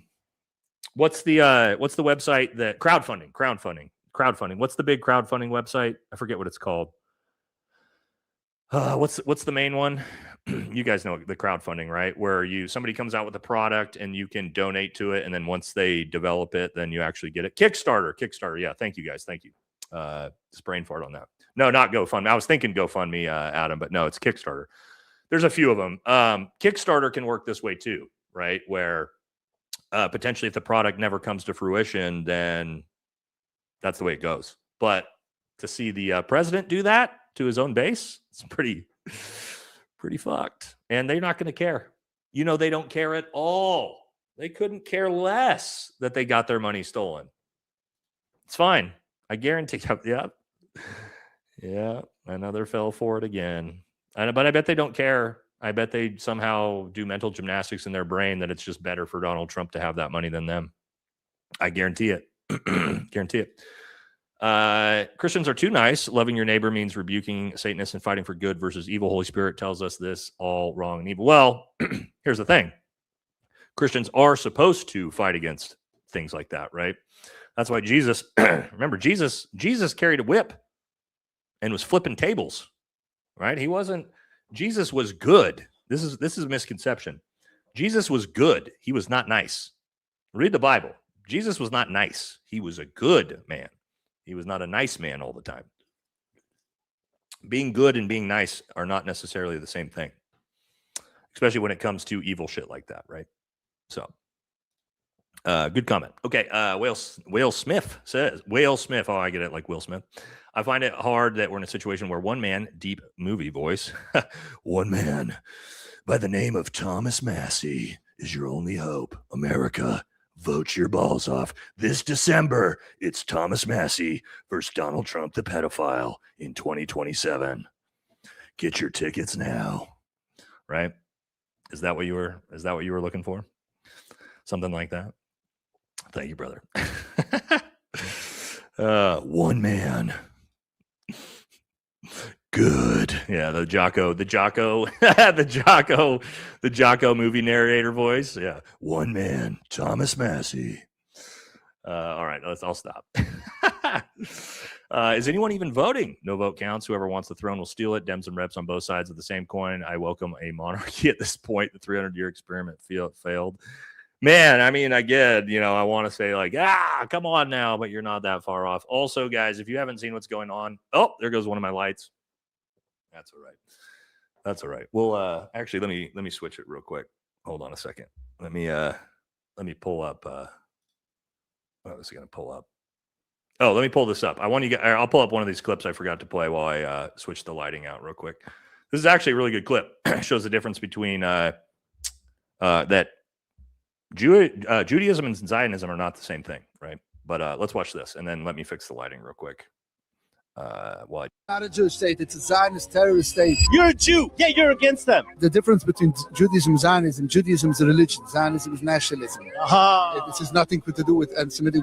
Jews lived in peace with the Palestinian people hundreds of years, and we lived in peace and we can still live in peace. It's only because Zionism is the philosophy of a political movement. The founder of Zionism was Friedrich Herzl, who was not a religious Jew. Okay, if you could have a calm, civilized conversation with them, what would you tell them? They should go back to our religion. Jews are forbidden with our own force, forced to go out from exile. And they need to stop killing the people, because the way they try to spin it is as if we're doing something to them, but it's really them doing it to them. Correct. That's one of the 10 commandments. It's forbidden to kill. Yes. And forbidden to steal. Wow. This is not a Jewish state. It's a Zionist terrorist state. You're a Jew. All right. Sorry. I unhooked myself from all this shit. Turn the light back on. Oh, why is that still playing? That's still playing. There we go. My bad, guys. I don't know where my other charger to the light is, so I gotta find it. It's in one of these boxes when we moved over here. All right, anyway, sorry about that, guys. But yeah, there is a lot, guys. There is a lot. Actually is a lot. Huge portion of the Jewish community is hardcore anti-Zionist. That's one thing that's a little bit what's the word I'm looking for? Encouraging. Yeah, that's true. We're back up. We're going. All right, let's keep moving. Katie, thank you, says Fauci is such a grifter.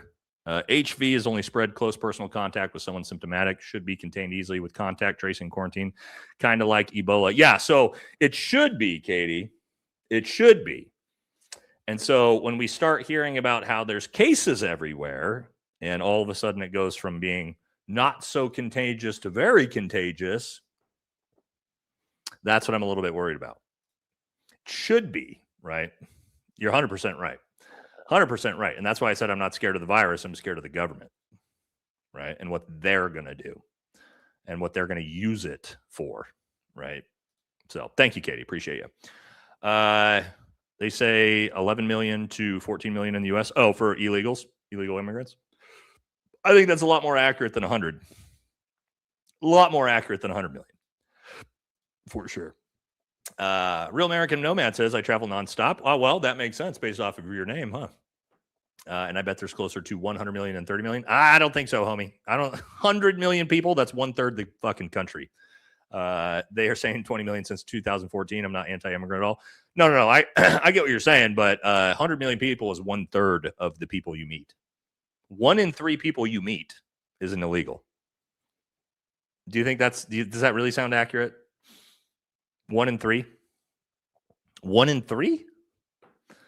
I don't know. I don't know about 1 in 3, man. I don't know about 1 in 3. You know, I think those numbers are a little exaggerated personally. Scorch Girth. That's, oh shit. I don't know what that's.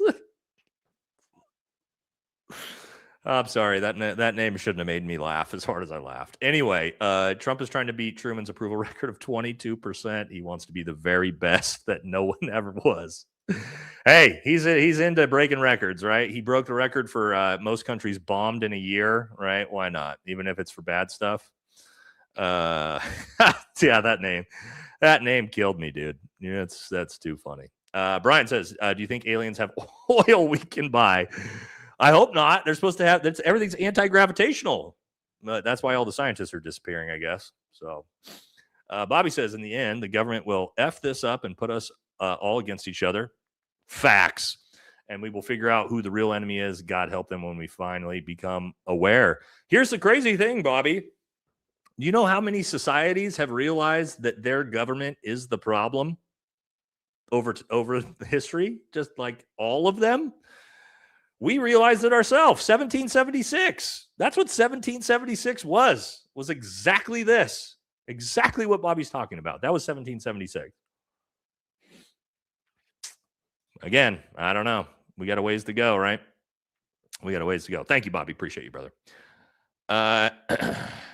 Volros says, I care about the illegal aliens. Okay. All right. That's a good joke. I get it. Ryan Nostra. Oh, giant donate. $200 donation. Holy shit. Thank you, man. Appreciate you, brother. Says Ron Paul 2028. Oh my God, dude. He's like the, even compared to, even he's Thomas Massey, but on steroids. Ron Paul was one, if not my favorite politician of all time. He's definitely worthy of a life extension. God, that'd be great if he was. Why can't his fucking son just be him? Why can't Rand just not be a neocon piece of shit that's trying to push forward bills for the ballroom? Why can't he just be like his dad when it comes to policy? I digress. Anyway, Shapiro wants to raise the retirement age. True. I want Ron Paul to be immortal, literally and figuratively. God, yeah. And he was anti our greatest ally 20, 30 years ago. He was anti-foreign spending. He was anti the war in the Middle East. He was anti the global war on terror. He was right on every take, and he got lambasted and ostracized for it the entire way. And he ended up being right on literally everything for the most part. I can't name a single thing Ron Paul looking back on in 2026 that you don't agree with what that guy's take was 20 years ago. He was awesome. Thank you, Ryan. This is super generous of you, brother. Appreciate you. And great comment. Agree with you 100%, man. Ron was the OG. OG, dude. OG. We'll love to have him back. Also, why couldn't Ron Paul be like one of these senators that stayed in office till he was 118 years old? like Feinstein and all these people. You know what I mean? How come only the bad ones stay in Congress till they're 120 years old? Anyway, I digress. Melania in the background of that Kirk photo, always the bystander. All right. Elijah says, get to catch her live, and I have a long drive, so I catch it most. Why did they have to ruin aliens for me? Yeah, we all know they're not real now, sadly. Sadly, after Donald Trump said aliens are real, we all know, unfortunately, that they're not real. Womp, womp, womp. That's a big womp, womp, womp. No point to have any alien movies anymore. Might as well cancel all the cool movies about aliens because we all know it's bullshit. You know? We all know it's bullshit. Sad days. Thank you, Elijah. Appreciate you, brother. Bobby says Trump wouldn't be a pimple on JF. I know you mean JFK's ass. No, absolutely not. Absolutely not. The fact that he fucking renamed the Kennedy building the Trump Kennedy building is so gross, dude. This dude is just the absolute worst. How could he possibly think he's going to be looked at like JFK? He's the exact opposite of JFK on everything. Literally everything. He's the polar opposite. But yeah, he wants to be loved like JFK, and he's just not going to be. He's just literally not going to ever be loved like JFK was. Brian says, breaking news, government says aliens are housed on Big E's Island. One alien, Gleep Glorp, has accused Trump of touching him inappropriately. Bro, this headline, I feel like this is like a 2027 headline, dude. You know what I mean? Like the way we are skyrocketing into insanity, like this feels like a headline we could literally see, like in one of Nate's videos in 2027. Like we could be talking about this. You know what I mean? That's how insane fucking everything is. That, you know, Donald Trump molested some alien on Epstein's Island. Sure, why not, dude? At this point, it could be.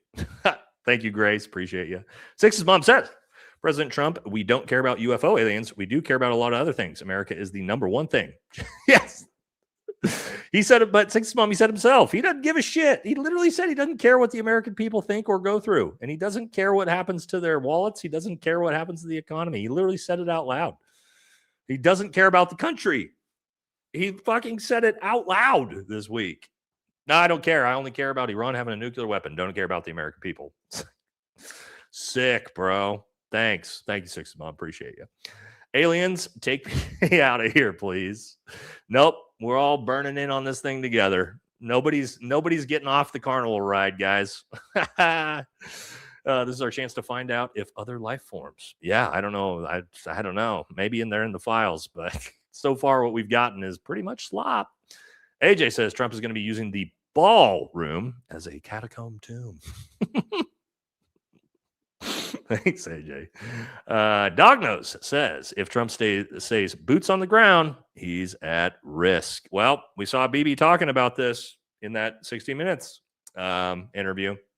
How he said Donald Trump wants to go in and take the uranium, which you got to do with soldiers. So that's scary too.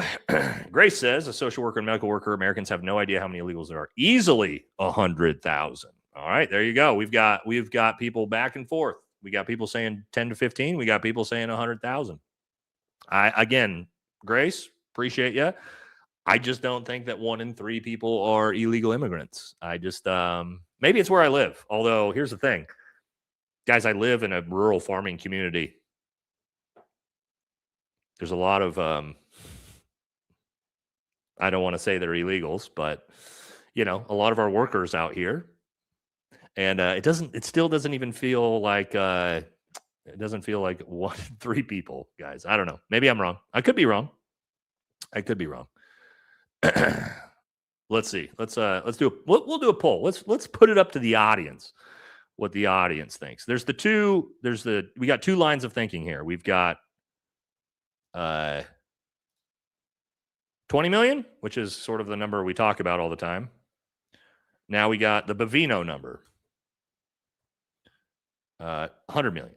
Which do you think is closer? Closer, right? You guys think the number is closer to 20 million or closer to 100 million? We'll let chat solve. We'll let chat solve the case. Okay? I'll put it up to you guys. It's not even me talking about it anymore. Here we go. Oh, we got this one, right? We got that one. We got that one. He's been beaten by stairs in a small incline. If you're talking about Trump, yeah. If the people are here illegally, they are not law-abiding. No, you're right. That's true. That's true. But here's the thing, man. If you go 65 and a 60, you're not a law-abiding citizen either. Have you ever sped on the freeway? You're not a law-abiding citizen, right? We can play this game, right? Nobody is a law-abiding citizen. Not a single person in this chat is 100% a law-abiding citizen. So where are we going to put our distinctions here? If I get it, right? You're correct. You're objectively correct, but I'm not one either. So there's that, right? I'm just saying contextually. If we want to use that as our base for our argument, if you apply that across the board, it doesn't get good quick. Bobby says, that poll never hit my house. I'd bring the smoke to the discussion at 60. My man, that poll never hit my house. I bring that smoke to the discussion at 60. What poll are we talking about, Bobby? I'm sorry, I missed this one. Might have forgot. Sorry, there's 1,000 things in my head when I'm doing this. Love you, buddy. Give me some context on that in the chat if you see it.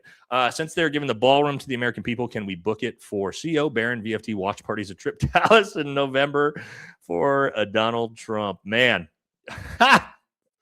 That'd be cool. That'd be cool. Maybe I could get a press pass. It wouldn't be under this administration. Maybe under the next administration. Maybe if like some America First candidate wins, I could get a press pass there. I could have got, guys.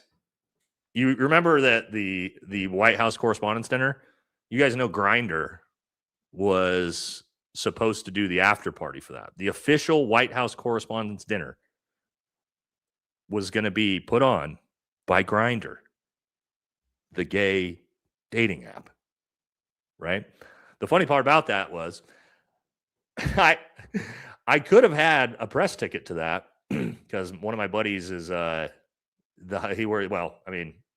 pretty sure I could just say it. He's the CFO of Grindr. Okay. So this like the 2IC of Grindr is my one of my buddies. And he was going to get me, not only was he going to get me a press pass, he was going to get me an interview with Grindr's lobbyists. So lobbyists to the politicians. So they were going to get me an interview and we were going to talk about how there's a bunch of closeted gay politicians. And I was going to get Grindr's team to actually sit down for an interview to talk about that and the party they were putting after. And then guess what? It got ruined by a fake staged assassination attempt. So then the party didn't happen. I didn't even get to do the hilarious interview where I was going to have the Grindr executives come on and talk about how gay Republican politicians are. Oh, we got it ruined. It was ruined for us, guys. Oh, he's a straight dude, straight married dude. Our wives are best friends. Super cool dude. Yeah, but it just happens again when you get up to the top and then like CFO, CEO, they're not even concerned with sexuality there. But yeah, that would have been great, man. Wouldn't that have been hilarious? Yeah, I was going to be able to cover that, but we got it ruined. We got it ruined by a fake fucking assassination attempt. So there's that. Yeah, King says maybe next round. Yeah, yeah. Oh yeah, dude. Yeah. How funny is that? I might still, if there's something cool that happens in the future, I might still be able to weasel my way into something like that. But it's too bad, huh? Would have been funny. Adam says, I sent you a few messages on Insta. I have a video I put of a second person's theory and CKs on a live you might find interesting. All right, I'll check it out when I get done. Thanks, brother. Appreciate you, Adam. I'll check it out when I'm done. Okay. Kenneth says, I just Googled it last week. So Google it, my friend. Googled what? What did we Google? Sorry, Kenneth. Sometimes we're a little bit behind on these. Bobby says, remember when conumicium was bad? Petrid's Farms. Conumicium, what is this?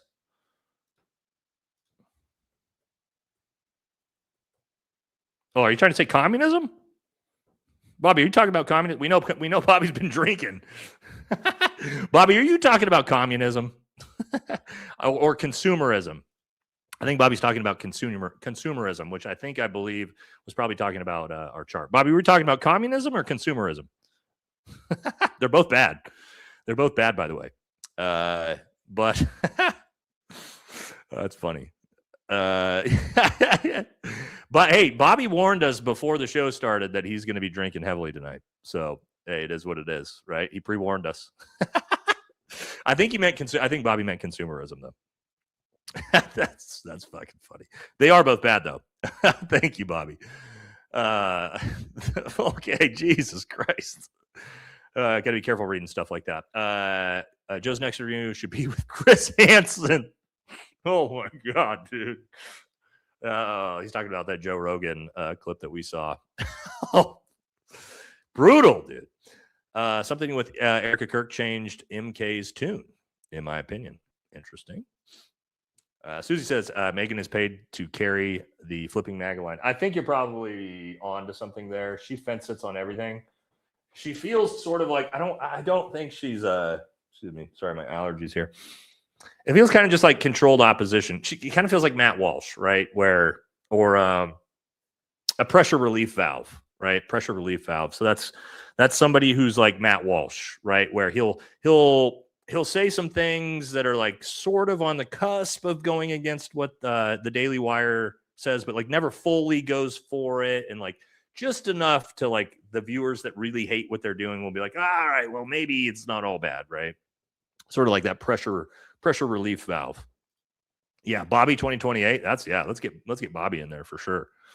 Hell yeah. Yeah. Oh, Bobby 2028. Yeah, I'm on board.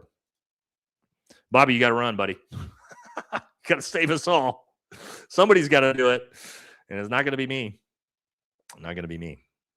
All right. Bobby says, you're 40, I'm 60. Kind of funny how we both agree, but your platform is much more effective than mine was. Keep preaching truth, brother. Some of us Gen Xers need you. I mean, I do what I can, man. Appreciate you, brother. And it's the times, right? The times when we're talking about, social media, independent media. This is the best time for it that we've ever had when it comes to that. So many people are tuning into independent media now instead of mainstream media. Couldn't have done that 20 years ago. Right? Didn't even exist 20 years ago. Thank you, Bobby. Appreciate you, brother. If not aliens, because none of the craft are standardized, aliens still need to do maintenance on their fleet. There's a blob, a star, a cube, a jellyfish. Intergalactic logistics are insane. That's a great point, too. Yeah. Well, what are they saying now, though? They're not intergalactic. They're beneath the ocean. They're the beneath the ocean aliens. That's where the aliens are. So they have their spaceships down under the water. That's where they do their maintenance. Maybe, I don't know. That's a funny comment. When you measure, do you measure?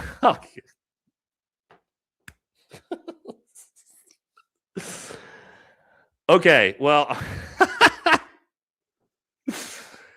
I don't even want to get into this because we got all the ladies in the chat. I might just skip this one. I'm just gonna skip this one, guys. There's too many of my ladies in the chat for me to go down this route. Okay, sorry. I'll let the guys in the chat can talk about that one. I got too many. We have too many female members in our community here for me to start talking about that. Sorry, guys. Sorry to the dudes, but in respect to the ladies, we're not going down that conversation. All right. Wayne says, I wanted to build a man cave in the basement, but wifey said no. Gonna blow up my living. You guys have some funny comments tonight. Gonna blow up my living room, so I'll just have a cause to build it. Wish me luck. Yeah, hope that pans out for you, buddy. Make sure your fucking family's not inside when you decide to do it. Man, you guys are hitting some funny ones tonight. You're getting me going here. All right. I never peeked through a glory hole in Tel Aviv. Dan Crenshaw. I know I use that one all the time, but it does make me laugh. It does make me laugh every time I see that joke. Okay. Amiga. America made Iran great again. Where did this come from? You guys have hit me with like 7 hilarious comedy ones in a row, dude. America made Iran great again. That's funny too. Oh my God, you guys are crushing right now. Okay. Sup Nate, keep schooling these libtards and maggots. They'll eventually wake up and join the crew. America only. We got everybody here. We got reformed. We got reformed everything here. Appreciate it, man. Hardway says we are consumers and employees. Yep, subjugated to the law, not protected by it. We're subjects, not citizens. I ain't going easy. Yeah, I feel that on you, brother. We definitely are. We're designed to be that way. John says, thanks for what you do, big man. Thank you, John. Appreciate you, brother. Thank you. Appreciate it. Very generous of you. Raquel, thank you. Appreciate it. No comment. You can leave a comment if we want next time. Katie says, if Harris wins, the bunker under the ballroom will become a wine cellar.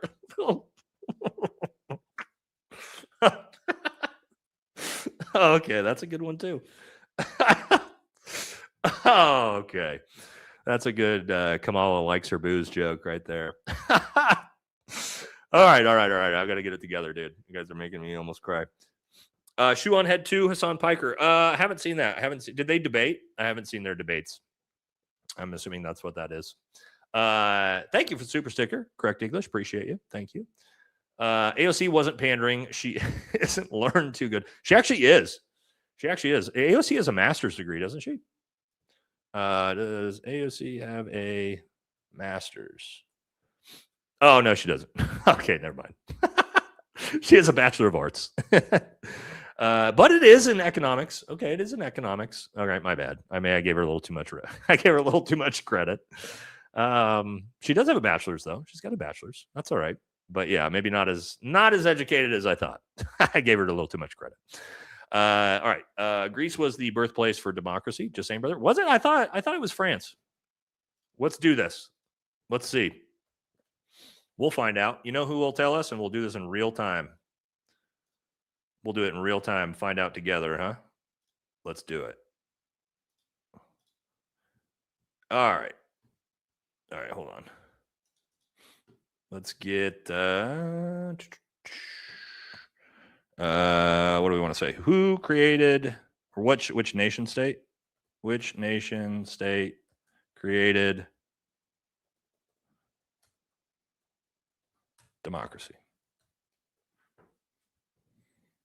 Nope, you're right. Oh shit, it goes back to the 5th century. I didn't know that. I thought it was France. I learned something today. Joe nailed it. Goes back to 5th century BC Greece. I did not know that. I've always thought it was France. There we go. Nailed it. Okay. You got me. Greece it is. Hell yeah. That was way ahead of time. Or way ahead of yeah, that is. Yeah, we didn't practice. Vikings didn't practice democracy, homie. Actually, Vikings. Viking culture did have a lot of legal system. I wouldn't call it a democracy, but interesting. Good to know. Someone said, "Am I a Fed?" Yes. Yes, I was a Fed. All right, let's keep moving. Iran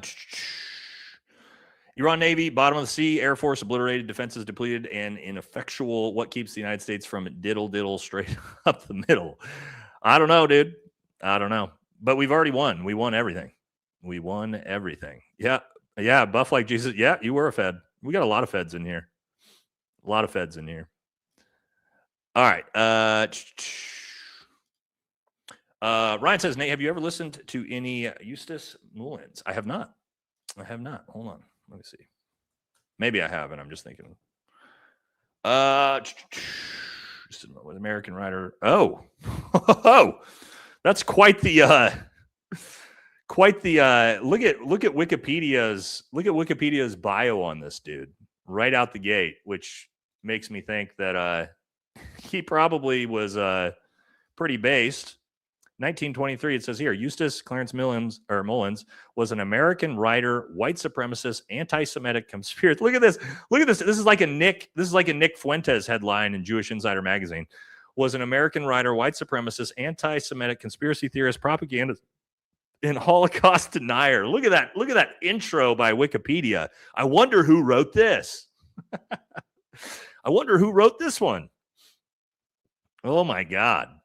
Jesus. No, I know. I haven't seen anything from that. But based off of that Wikipedia intro, he sounds pretty based. I'll look into it though. Interesting. God, like when they do that, guys, whenever they do that, I don't know about you guys, but whenever I see news articles or media will do that, they'll introduce the person and it'll be like that same thing. Anti-Semitic, white nationalist, Christian, whatever, Nick Fuentes says this, or anti-Semitic, racist, neo, whatever, white supremacist, so-and-so, this person says this. And it's like, the second you do that, and you don't just say who they are and something they said or did, I automatically know what you're doing. I automatically know you're already trying to slander the person based off of the way you are introducing them, putting all of those things before their name. It's like the most obvious shit in the world when they do this, right? Happens all the time. So, and it could be true about that person, but anytime you have to lead with a bunch of negative things about them or what you think about them before you just say what they said, yeah, I'm not a big fan of that. And that goes for like anybody. But anyway.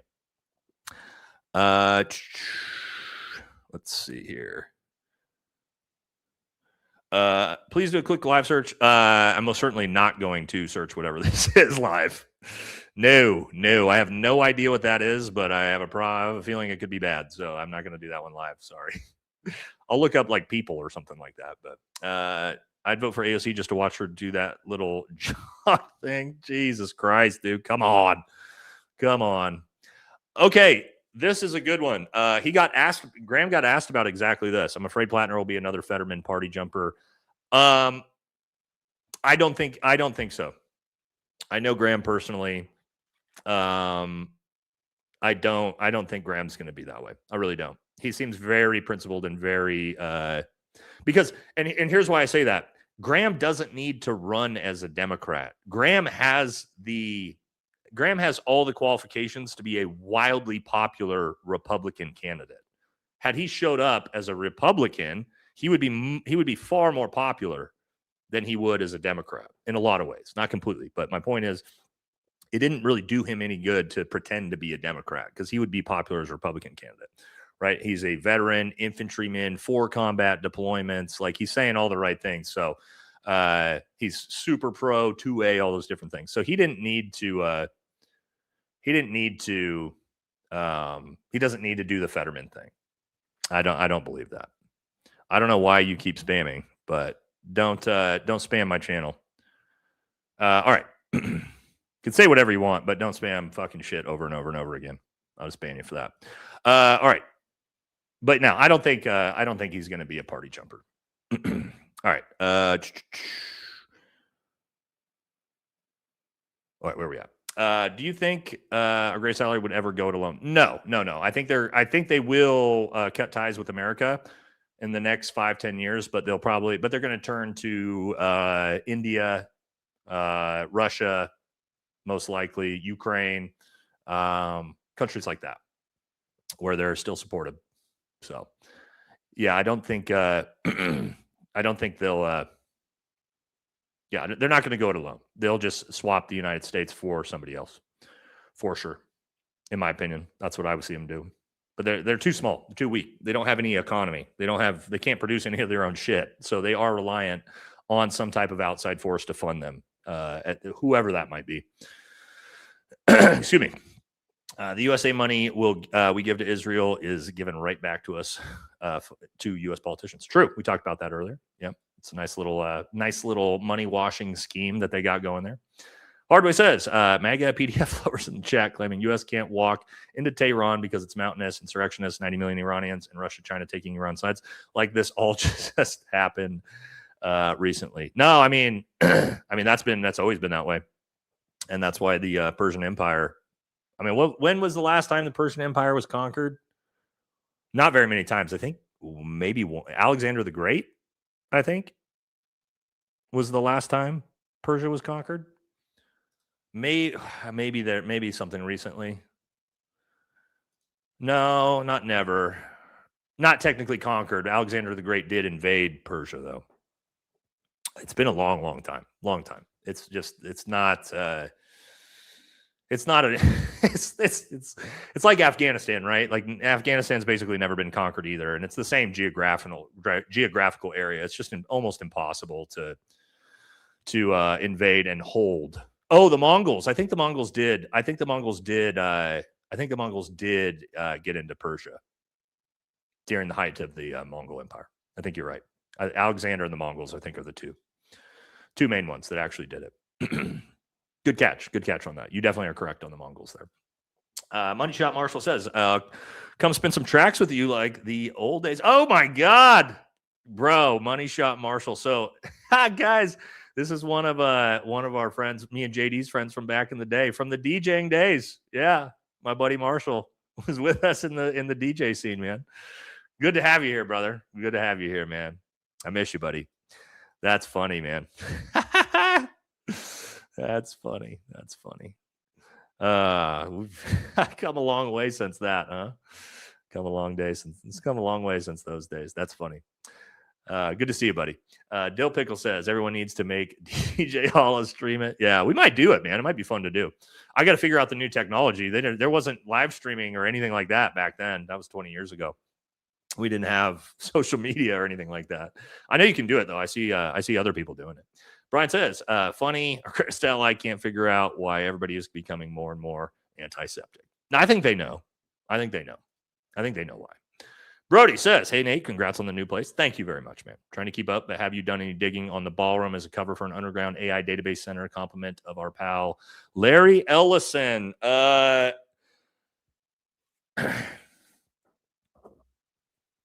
Not okay. So I do think I don't know if it's going to be an underground database center. I don't think it's that. I do think it's going to be more of a security center, like a underground nuclear bunker type of situation that they're building, more than an AI database center. But I don't know. But I do think, yes, they are most certainly building something under that ballroom. That, again, think about the ballroom. The ballroom itself, if you were to privately develop it, would probably cost $5 million. Think about a $10 million mansion, like how insanely massive that is. Ballroom would cost maybe $5 million. So where is the other $995 million going? Obviously, it's to something underneath that ballroom, right? But what it is, I don't know. But I'm with you on that. There's fucking something going on over there for sure. I'm sorry, did you say the Chase Cup for your wallet for your money? When they cancel you. I mean, what I meant was when they come to cancel you, that's just what they do. They try to, like, Fuentes went through it. Tyler Oliveria is going through it. They try to debank you. They try to, again, affect your money, because that's the most effective way to shut people down and shut them up, is to target their money, right? So, yeah, they're good at that. God's Country says, thank you for the big donation, man. Very, very generous of you. Big hundo. Says, hey, bro, thoughts? Heard President's staff had a meeting with GM, Ford, Toyota about ETA on production lines stopping autos. Change over to arms and ammo if provided specs. A world leaders meeting 4 months till global depression if oil isn't free flowing. 100% correct on this. I don't know for sure if it will be 4 months, but we are going to see a massive global recession at a minimum start due to the global economy and the oil prices. That's for sure. We're going to see worldwide famines, things like that for sure, if this goes long enough. I mean, we did it in World War II, right? We did it in World War II, but the question is, who are we going to war with? Are we going full scale with Iran? Are we going to send it? But yeah, transitioning civilian manufacturing to military manufacturing, I mean, that happened in World War II, man, mass scale. So it's something that could happen again. I don't know if we're there yet, right? But to your point, you're 100% right on it is. Yeah, and also with this, Donald Trump is. We talked about the world leaders meeting. Donald Trump is going to China, meeting Xi Jinping, and he's bringing a bunch of billionaire technocrats with him. Like, seems very, very bizarre why he's bringing all these billionaires with him to China, but I don't know. We'll have to wait and see what comes from that. Does feel a little, it all feels a little sketchy for sure, especially when we're trying to build bunkers under ballrooms and we're talking about aliens. That's wild. Nick F. Oh, Nick Fuentes plus Nick Shirley equals Fed squared.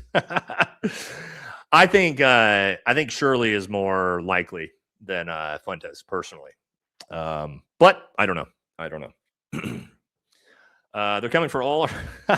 You guys are rough. Real American Nomad says the Jays Tyler exposed technically aren't committing fraud. They're taking advantage of our system. We need to reform the entire welfare system. Okay.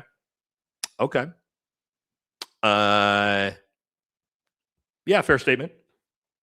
Taking advantage of the system. Taking advantage / fraud. You know, it's like that. It's like Nancy Pelosi, right? Her stock trading. It's like, it's not technically illegal. What she's doing is not technically illegal, but feels illegal.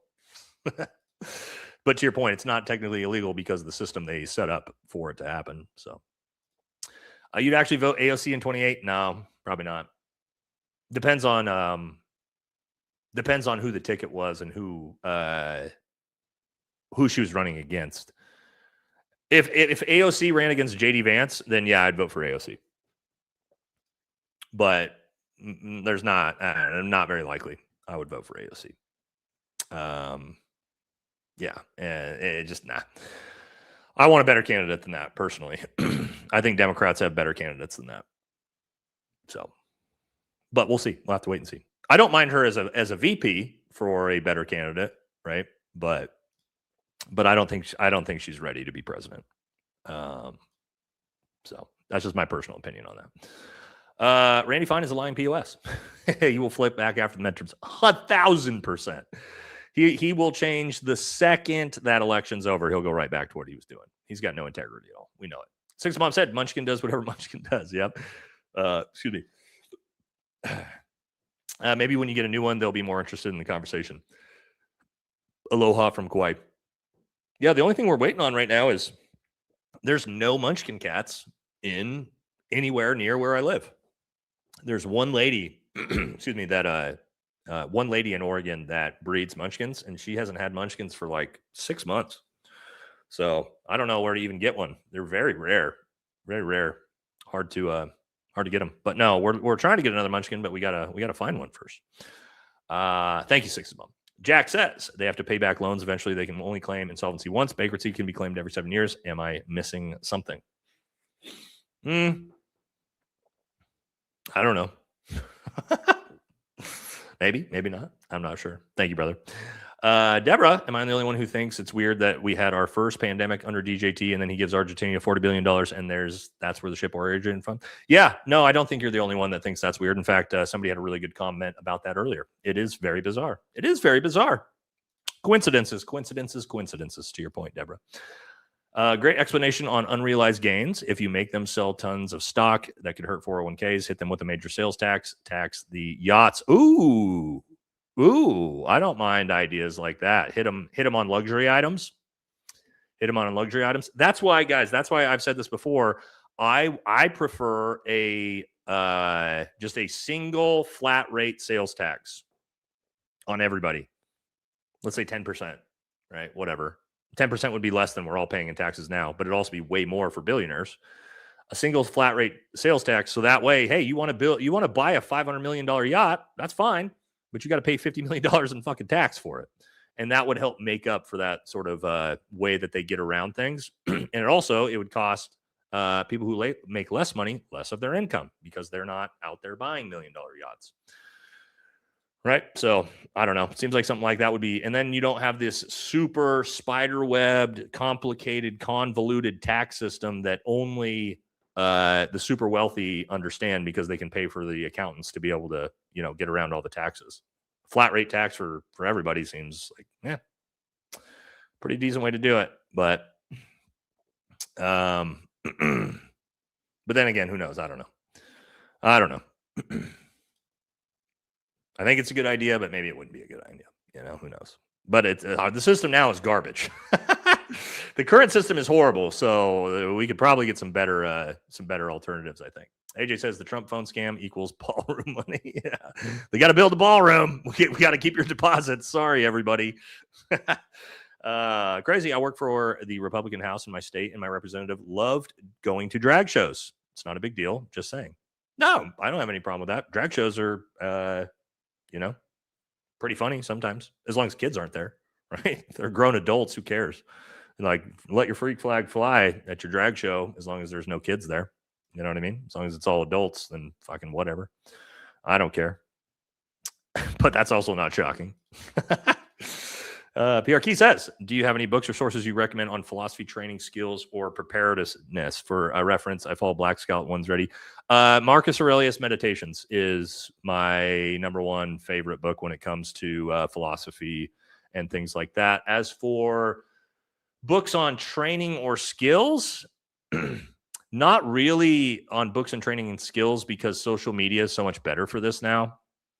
Like, if you're trying to get better at a skill, let's say jujitsu or Muay Thai, shit, like reading a book is nowhere near like watching a YouTube video. But on old school stuff like philosophy and stuff like that, yeah, I'm a big fan of Marcus Aurelius Meditations. It's one of my favorite books. I would highly suggest reading it if you haven't read it already. As a man, great one.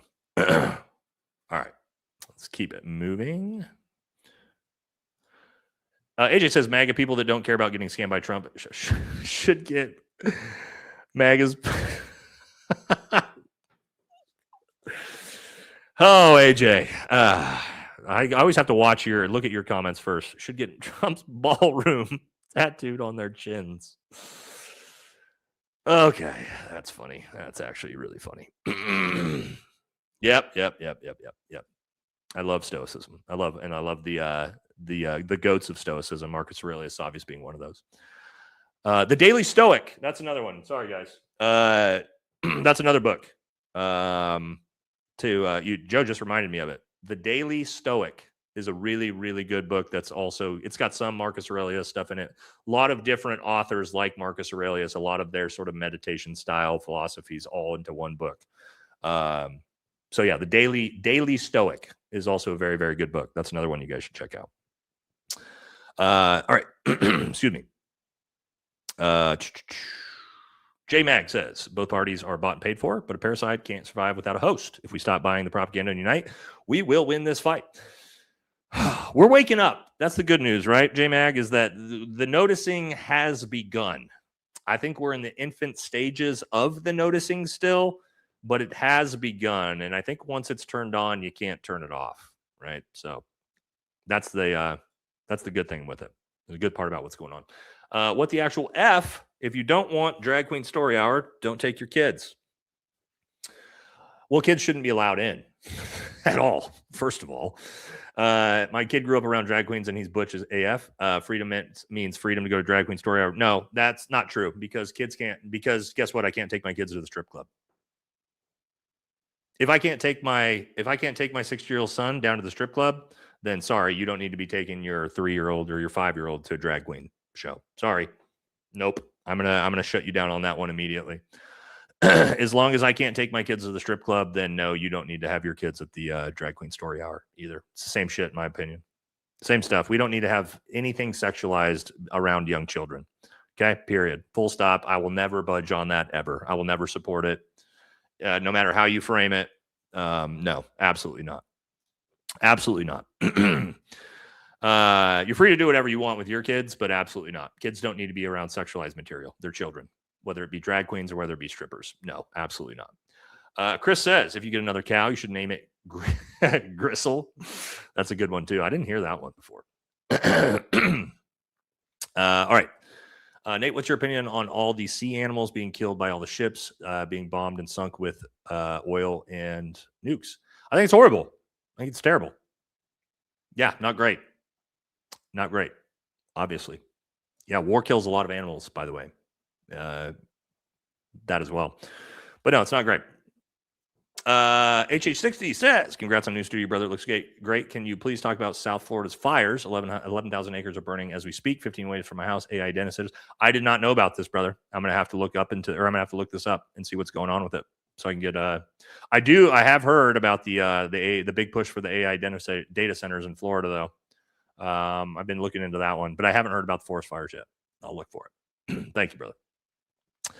Kelly says, have you seen the attack on Massey by a woman claiming assault, etc., disgusting the lies they try to push? Yes, this is brand new. JD sent this to me right before we started. They're now saying some woman that says that it used to be Thomas Massey's girlfriend, I guess, that says he's a sexual deviant and that he paid her $5,000.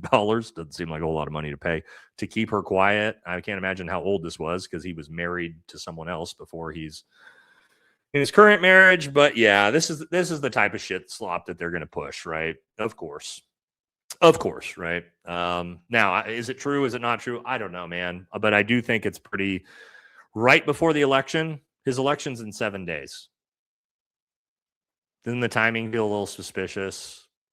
This has never come out in the entire time he's been in Congress, but 7 days before his election,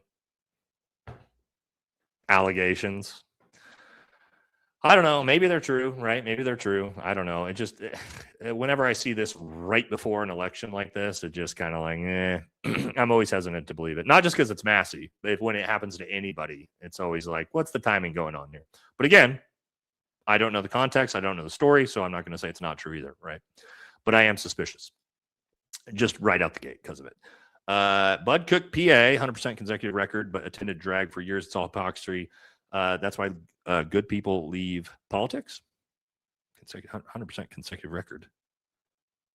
Oh, Bud Cook of Pennsylvania, 100% consecutive. Oh, conservative probably record is what you meant. It's all hypocrisy. I see what you're saying now. Gotcha. Thank you. Nola said the G-Man is going to use HV to lock us down and steal the election. I'm a little bit worried about that. Again, not the virus itself, but the use of the hysteria behind it. Politics. Okay, I see what you're saying. Yeah, we got it. Philip, big $50 donation just says make PDX great again. Oh, where's my hat? Where's my JD hat? I usually have my my hat version of this hanging around. It's in one of my. We haven't unpacked all the back boxes yet. Thank you very much, man. It's very generous of you, Philip. Appreciate you. And yes, of course, I agree with you 100% on that. John Wick from Bushwick. I missed your past couple lives, but caught this one. Really appreciate you going live a lot more and interacting with the community. Nate for the win. Yeah, hell yeah. It's fun for me too, right? I like doing it. I like being able to talk to you guys. It's a fun part of my week to be able to do this with you. Kings of Scar said 1776 were declared our independence from the British monarchy. 2026, perhaps we can declare independence from our greatest ally. No. Absolutely not. Absolutely not. We must continue. We must continue our support forever until we are destroyed as a country. Appreciate you, man. Appreciate you. MD says UFO UAPs until/if one lands in the DC mall, it's distractions. Nothing the government uniparty does by accident. 100% agree with you. 100%. Sorry. You can't tell me that you denied this for 70 years and then all of a sudden, when we've got all of these things to be distracted of, I don't know, shitty economy, high gas prices, the Epstein files, the war in Iran, all of a sudden now you release the files, the aliens are real. I don't know. Not for me, homie. I don't buy it. Sorry. Joe says, why can't Rand Paul stay in office like the others for about 120 years? Because he didn't do anything to worry about statute of limitations. Well, I don't know, man. Yeah. Well, the rest of them are all been in office forever. 7 to 11, 20 to 30, 100 million, whatever. It's a number. All we know, it's not 6 million. Oh yeah. What did you guys think on that? On the poll results on that? My poll's not showing up. What was the poll results? What did you guys think? Was it closer to 20 million or 100 million? What did you guys think? Or oh wait, here it is. Oh, it's still not showing me. Oh, okay. Well, that's 60-40. 60-40. That was closer than I thought. 60-40. All right. Kind of a split there. Interesting. Susie says the law is written, so no one is law abiding. Deborah says we have spent way more money on ICE. Yeah, like $50 billion, I believe, so far under Trump's presidency. Than we would have keep undocumented people who help support our economy. They're asking for another $1 billion. Yeah, I think it was either 30. Which one was which? So Iran war was Iran war and ICE, one of them's 50 billion, one of them's 30 billion this year. Maybe ICE was 30 billion. But it's a metric. How much money has been spent on ICE, like ICE, the immigration organization. But yeah, it's a shit ton. We've spent a shit ton of money on both. Turns out. Jen says there was time back in 16 that I loved Rubio. I bought a campaign shirt and I was upset when he lost. Now shirt will be burned.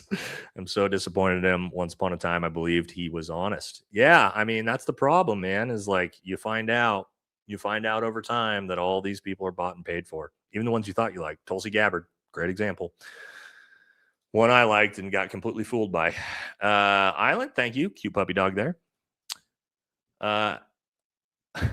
Amanda and his dog says, hey, Nate, what did I miss? Quite a bit. Quite a bit. Everything that happened this week. What? Standing up or sitting down? Sitting down? Do people do this standing up? What? Okay. I didn't even realize standing up was a thing that people did. That's okay. I don't know what you're doing in there. I just felt like regular people just, wipe sitting down. But this guy, I guess, I don't know. All right. Interesting question. You learn a lot about people in these super chats sometimes. All right. Okay. I like AOC. Oh my God, guys. Come on. Come on. Vincent says, I'd never vote for Hillary Clinton, but I would take her into take her in a foxhole. What? What does that mean? That's a bizarre thing for him to say. I wonder what the context of that was. Did he think Hillary would be a good gunfighter? Okay. All right. I'm looking at the chat. A lot of we're getting back and forth on that. What the hell is going on? What? All right. I don't know. I don't know what the hell you guys. Apparently a lot more people do that than I thought. Okay, whatever. Okay. Anyway, I'm gonna get back on topic because you guys are weird. All right. AOC has an economics degree and wants a form of Marxism that would make China blush. She hasn't learned too good. Once the ballroom is built, it will be much easier for the PDFs to do colloquial diving. Just learned that phrase today about suckerfish. Yeah. They had the new Epstein Memorial Ballroom. Will be fantastic for that. Thank you, correct English. Alexander pulled them into the plains of Iraq. Yeah. I think he went over the mountains, though, didn't he? I believe so, historically, if I remember right. Graham, 100%. Thank you, Nate. Fuck. Clankers aren't clankers robots? Isn't that the racist term for a robot? That'll probably be something that we're talking about 10 years from now, by the way. Islamic Caliphate's conquered Zoroastrian Persia. That's why it's Islamic to this day. Interesting. That must have been a long time ago. MD says Depression 1.0, just over 2 billion. Depression 2.0, 8+ billion people will make one look like a picnic. Global depression. I mean, I don't know. It won't be a depression at first. It'll be a recession, but we could get there if this shit gets crazy enough. Hey, Nate, wanted to ask, but don't want to feel dumb. Can you explain how the mines in the Strait worked? Well, not well versed in naval warfare and have been curious. I don't really know how they work, man. Not Iran's. I'm not sure how they're doing it. I can show you what they look like back in World War II. Now, it could be the same. It could be the same mines that they're using now. Let me show you how they used to look. Pull this up. Here's what they used to look like in World War II. Again, I don't know if I think Iran probably's got higher tech than this.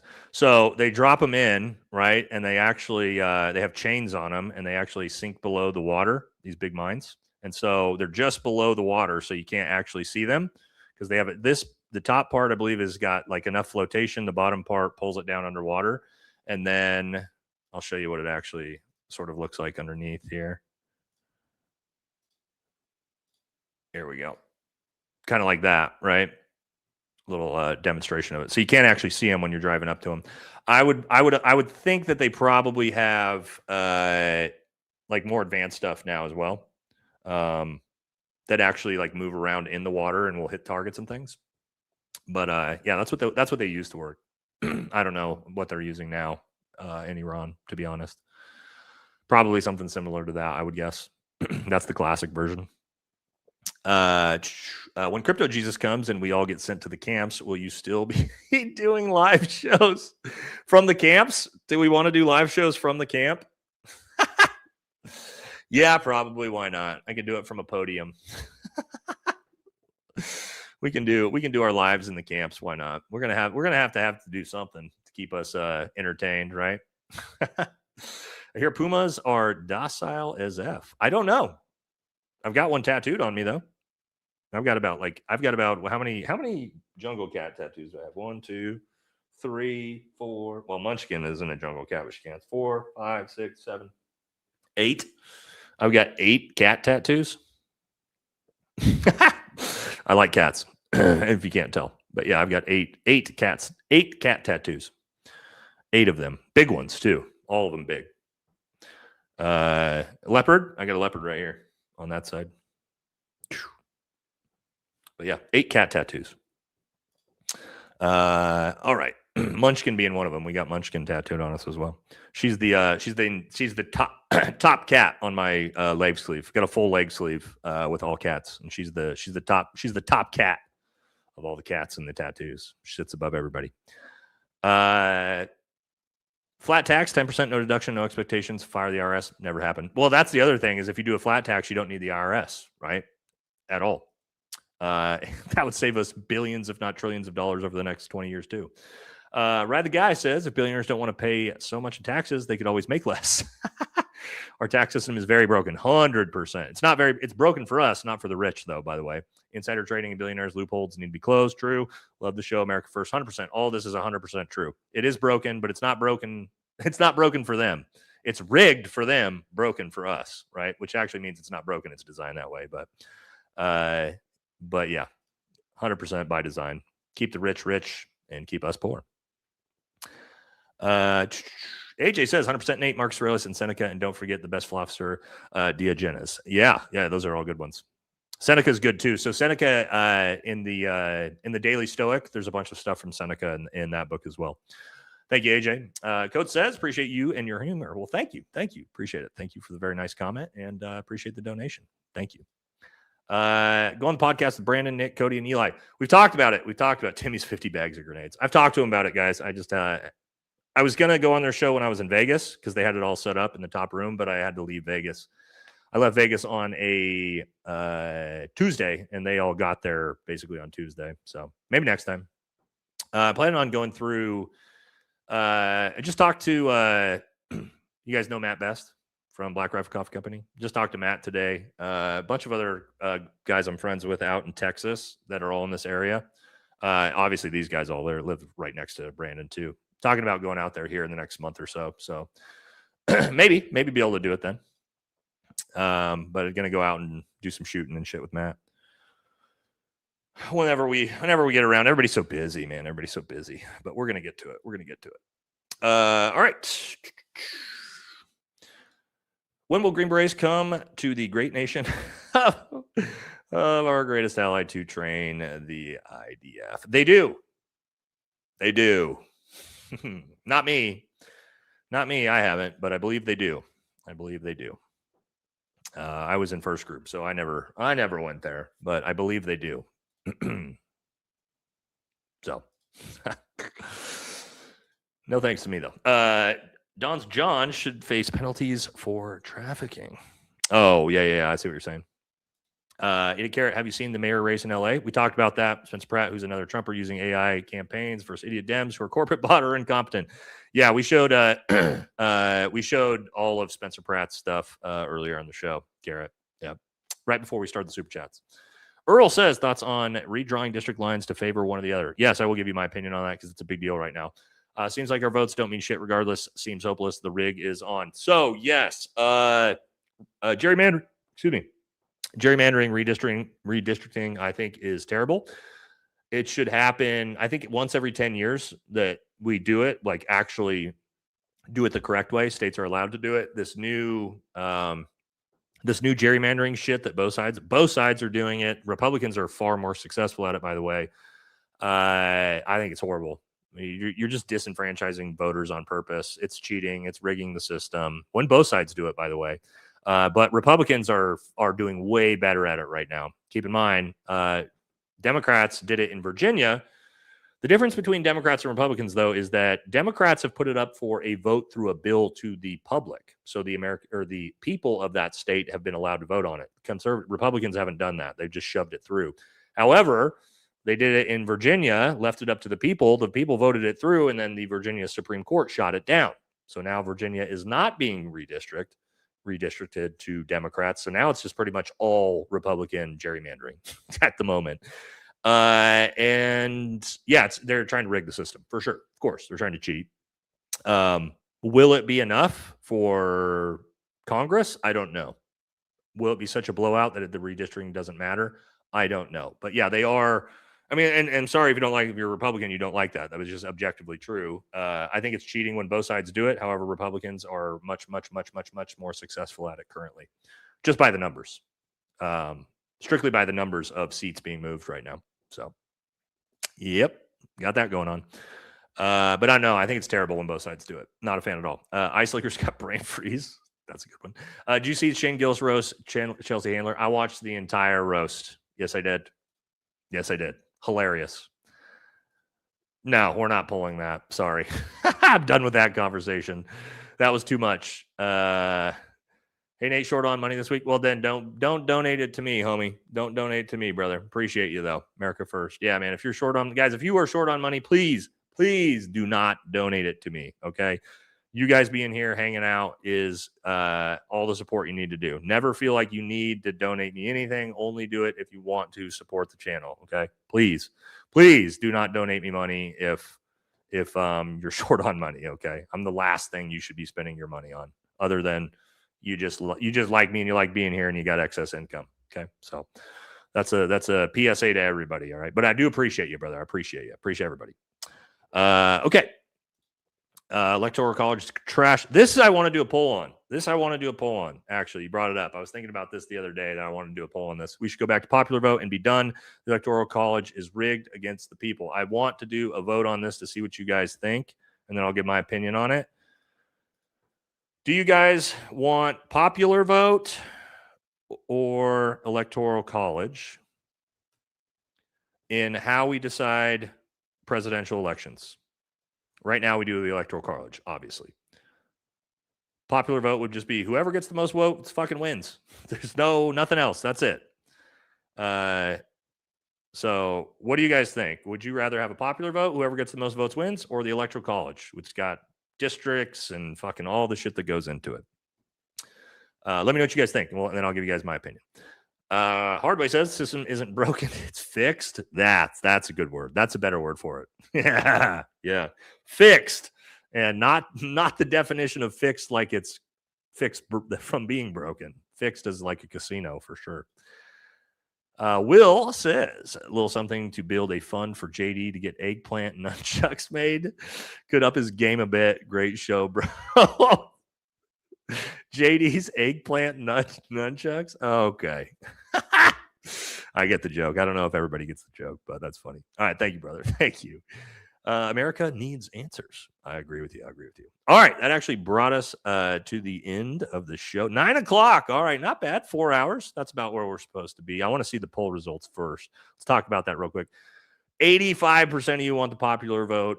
15% want the electoral college. It's a lot higher than I thought. I 100% agree with you guys. I don't think we, at this point in 2026, with modern technology, we don't need the electoral college. Just make it whoever gets the most votes wins. It seems pretty simple to me. We don't need this convoluted system that can be rigged and gerrymandered and all this bullshit that goes into it. Just and I'm fine with, you got to drive in, you got to vote. Yeah, I'm fine with this. You got to show ID. I'm fine with all those things 100%. 100%. But yeah, why not? Let's just do a popular vote, right? Whoever gets the most votes wins. That's it. Then you can recount if you need, right? But then we don't have to we get in these situations where one person wins the popular, one person wins the electoral college. It pisses everybody off. I'm with you guys on that. Just just do popular vote. We got modern technology. We got the internet. Now, I'm not saying like people can vote for home, but I just mean like we can calculate these things a lot easier than hand ballots, right? Like in the 1800s. So I do like this idea. I do think Election Day should be a federal holiday. 100%. 100%. That should be a federal holiday. I agree with you on that for sure. Okay. That is going to do it. We've made it to the end of the show. Thank you all so much. Fun show tonight. Covered a lot of stuff tonight. Thank you all to the moderators. Thanks to all the regular viewers. Thanks to all the super chats. Thanks for everybody for hanging out with us all the way to the end. 4 hours later. You guys are great. All right, we will be back Friday, of course, with the next episode. Not exactly sure what we're doing on that yet, but hopefully something interesting. And yeah, that's going to do it for me. It is dinner time for me, everybody. Thank you all so much. And I will catch y'all in the next live stream. Have a great evening, everybody. All right, be safe out there as well. Have a good night, guys.